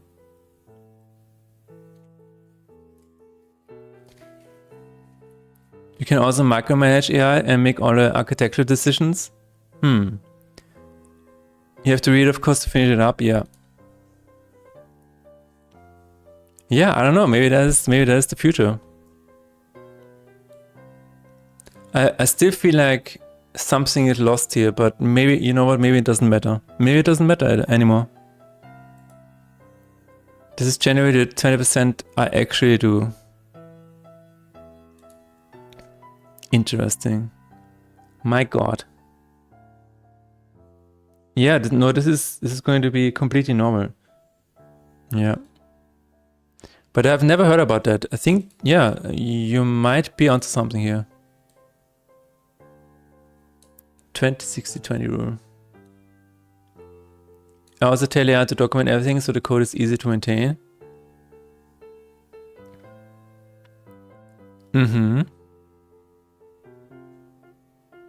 Where? Yeah. I guess I just have to accept that. Yeah.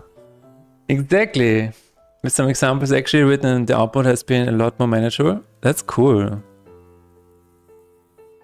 Do you also let it write some tests for you? How are you doing today, Darth Blackman? Are you excited for the weekend? You understand why people hate AI? Okay. Where do you think that is coming from? Like from your perspective? Tests web stuff, but I haven't tried for game code. Right. I think there's a bit of a difference here. But I think Unity supports testing, right? Unity automated tests. Automated testing. Unity test framework. It actually exists, yeah. Scripting API. I have a love-hate relationship. do you care to go deeper into that? Does it make you a better coder or a worse coder? What do you think? So I've just seen a study today where people say that while initially it seems like people learn faster using AI to code, it is like the retention of that is a lot lower. I guess it's because they kind of realize that it's not necessary to remember in a way. I don't know. I'm starting a software company now because I don't need $1 million to build what I want anymore. That's crazy. Yeah, okay, that's really cool. So what is your product idea at the moment? If you want to share, if you can share. I hate the social impact and all the crazy hype and hysteria. It is definitely overhyped. I truly believe that. The environmental impact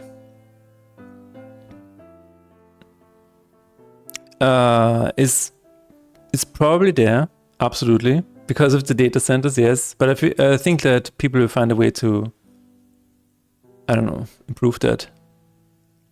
I'm mostly meeting with my team other projects, so it's exciting, but I know I will be exhausted after every weekend.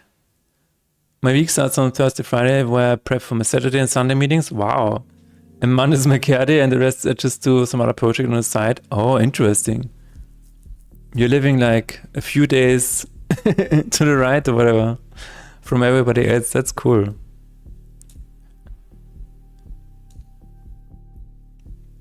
I think 80% of people who hate AI have no idea what it does, but 20% of people who hate AI is largely driven by fear of obsolescence, because at the end of the day, AI is threatening people's livelihood. So there's two groups of people, right? Or maybe three. The first one is they are in the bubble of hating AI, so they will always hate AI with their entire guts. Then there's the bubble with they are super hyped about AI and everything. And there's the third one, right? Where it's like, I don't know. It's regulatory software, it's all I can say. Super boring, tons of liability. Okay. But it sounds exciting. And yes, it is definitely an empowering tool. That is why, so it's definitely full of possibility. Like, for example, you have an artist who doesn't know how to code. Well, maybe that is the solution. I wouldn't exactly say it's the solution for art, because I think it's boring art, but we have seen that in the Steam Next Fest, right? People will just use it, and maybe players will get used to it. I don't know. Or have to get used to it. I'm not sure. Here I would say the environmental impact is a bit overblown, and it's a lot of numbers with no clear context. Yes, I think so as well. Like it's a lot of hate for sake of hating. Just like, so you have the guys who inflate the environmental impact aspect, and then you have the guys who hype up the positive impact of AI. So you have these two camps competing against each other with, oh my god, it's so bad, and the other one's like, oh my god, it's good. Like fighting each other. I also operate in US time zones while being European, so all meetings are around 6 p.m, which is morning. That is like living in his own dimension. I just hate AI because it got me laid off. I mean, if that is the reason you got laid off, then yeah, you will hate it forever. Goddamn clankers, right? I agree, which is why edit is an afterthought, but hard to deny there's no negative impact. Yeah, but all for the shareholders, you know? The problem is it empowers billionaires and large corps more than regular working class people. The problem is that AI empowers billionaires and large corporations more than regular working class people. I'm not entirely sure that's true.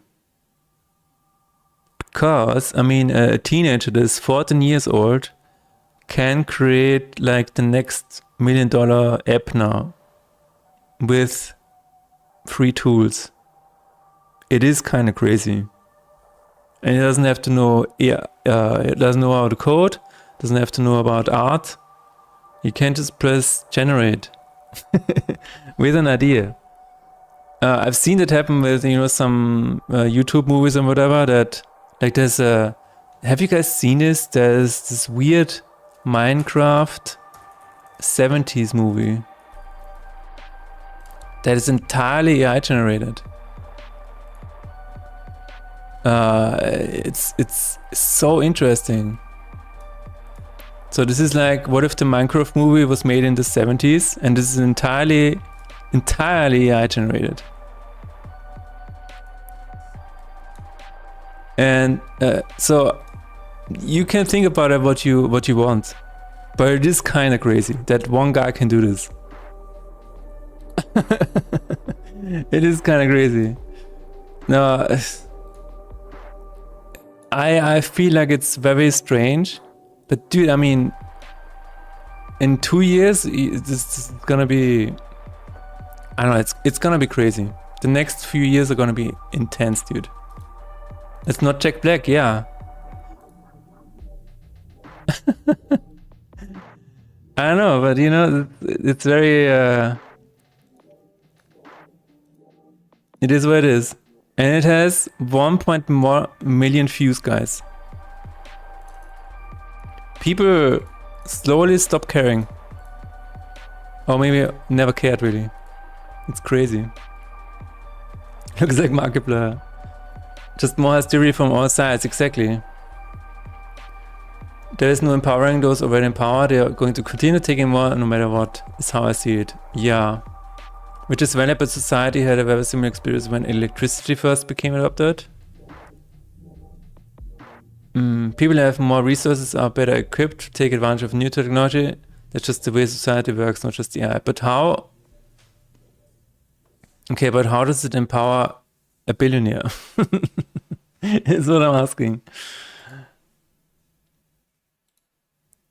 The cause of AI, but I see AI leading to more markipliers. Yeah. People don't like change in general. Yes, people like stability. And we are in times of a lot of change. That's true. Which, you know, leads to uncertainty, which leads to hate, which leads to the dark side. I'm afraid for when compute is prohibitively expensive, but it's not now, so I'm trying to jump in on the train now. Right. I mean, honestly, that's a good take. Because it's only gonna get, I don't know. They will try to find a way to monetize it no matter what. So this is, it's only gonna get more expensive from now on. I truly believe that as well. On the other hand, you know, we will also, you know, keep finding ways to run models at home. So I think that is actually the direction that we're gonna go. Like open source and not having to use Gemini or whatever, just have it on your phone or whatever, or on your Steam machine. And then you can say, hey Gabe, AI is not a static technology. It still sucks at drawing fingers, but it's getting better. Absolutely. Sent you new observation discover and playing effort in customer review. Thank you very much. I will take a look. Necessary to tech, more resources, more people means a need for more management. Usually it just means more inefficiency. So I see now it's an indie renaissance, a chance to compete before the door shuts. Yeah, that might be the case. Like you have a small window of opportunity here. Absolutely. Because at some point it's gonna be very expensive because they don't know how to monetize this. Let me take a look at what Renderpunk has found. Maybe he found another Easter egg. Run the game, a customer breaks inventory, only sometimes though. Huh? Breaks inventory in terms of not being able to be used. Ah, I see it now. Okay, never mind. I retract my question. I see it now, yes. Layer issue. Thank you.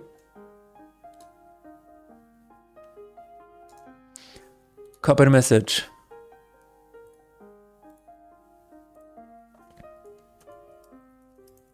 I'm just gonna call it Mac OS or MacBook resolution. There will be some breakthrough in energy that will bring the price down. Yes, there will be another bubble to springboard off of. Yes, I also believe that. Maybe not even just energy. They will find a way for it to consume less energy. I truly believe that. But yeah, there's this law that when something gets easier to use, then it will be used even more. So I've heard people say that it's at some point going to go away again. I don't think it's ever going to go away. I think this is impossible. That's my prediction. Thanks for coming to my TED Talk. It was very enjoyable. Thank you very much. We'll come to your next TED Talk as well. AI as a marketing beat will go away, but not AI. Mm-hmm. Oh, that's an interesting way of phrasing that, yeah. So the hype will die down to this baseline level of hype where, you know, where we actually see, wait a minute, this here is not possible, but, you know, up here, this is where AI can live. And we are living with it, but not like putting it on a pedestal. Heat dissipation is a major problem. There's actually research for light transistors happening, and there are models being made as we speak. Light transistors, oh my god. Optically eye models. Yeah, no, again, we will find a way until we have this invisible device that is, you know, that people have in Atlantis. And then we will fall again. What technology of the last 30 years was like, this will never go away again, but it's gone now?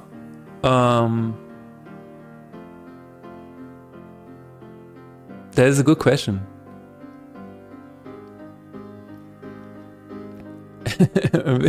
Actually, we have to think.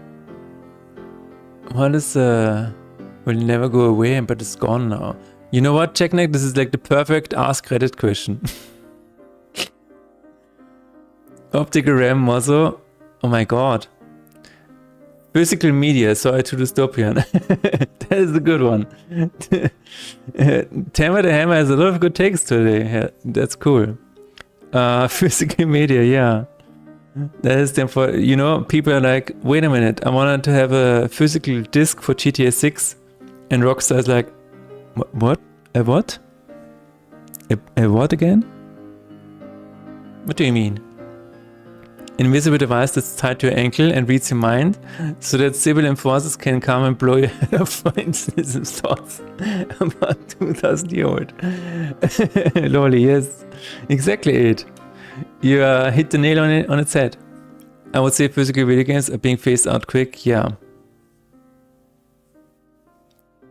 That is true. I think that is unfortunate. But digital is so convenient that we kind of forgot what it means to own something, I guess. I don't know. Imagine having a physical edition of Slay the Spire 2. That would be kind of cool. But it's all older than 30 years.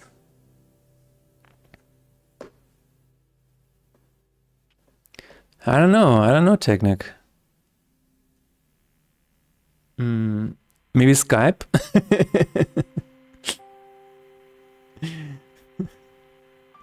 We're gonna have Skype forever. Nope.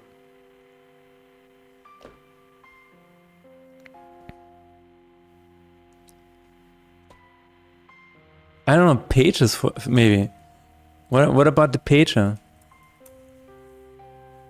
Pager is gone now. We also have I mean, what about CDs, you know? Audio CDs and stuff like that. I mean, there was a time where I certainly felt like they were here to stay. Shake weights. Yeah, no, Skype was kind of a joke. There's not really a technology. It's all 90s tech.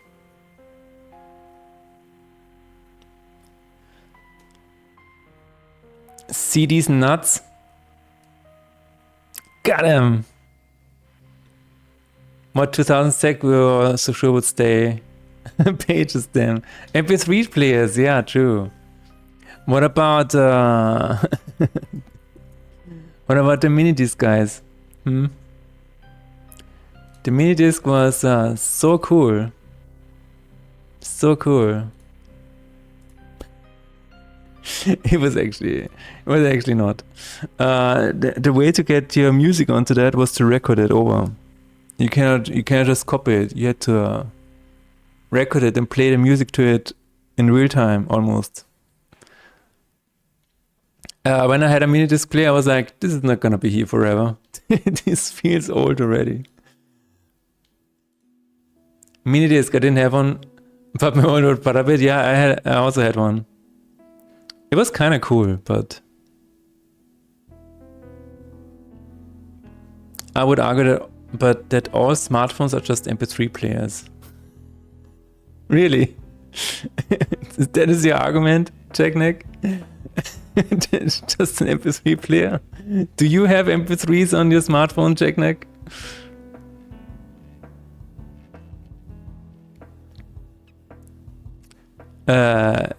I don't think I ever listened to music on my phone. What is my phone even doing? I know Kev thing of going back to MP3 player by building NAS for my own cloud streaming. I know somebody who still to this day just has a very tiny MP3 player for going around. I kind of admire that. Do you remember YouTube to MP3 converters? I do. I still use those. Because sometimes I hear a very cool sound or something that I can use in my music. And then I download the MP3 to crop out that one sound. Segways maybe, they went away and now we get e-scooters. True. But I don't think anybody thought Segways are gonna here to stay forever. Right? I don't know. Actually do for audiobooks? Oh. If I download stuff from Tidal, that's like kind of the same. Oh, okay. I have my iPod Nano, but it still works. Nice. Audiobooks. I don't understand audiobooks, to be honest. I think I would just rather read something. Just like this segue to my sponsor. Exactly. Just like this segue to the end of the stream. Thank you everybody for hanging out with me today. I think it was fun. I'm gonna be back on Monday. We're gonna have a podcast with Matt Choppy. So I hope you're gonna be there and be square. We're going to raid Simple Game Dev, who is making games for a living. And he looks like a cat with a Half-Life crowbar. So I think this is worth checking out. Alright, have a nice weekend everybody, and I will see you on Monday. Bye!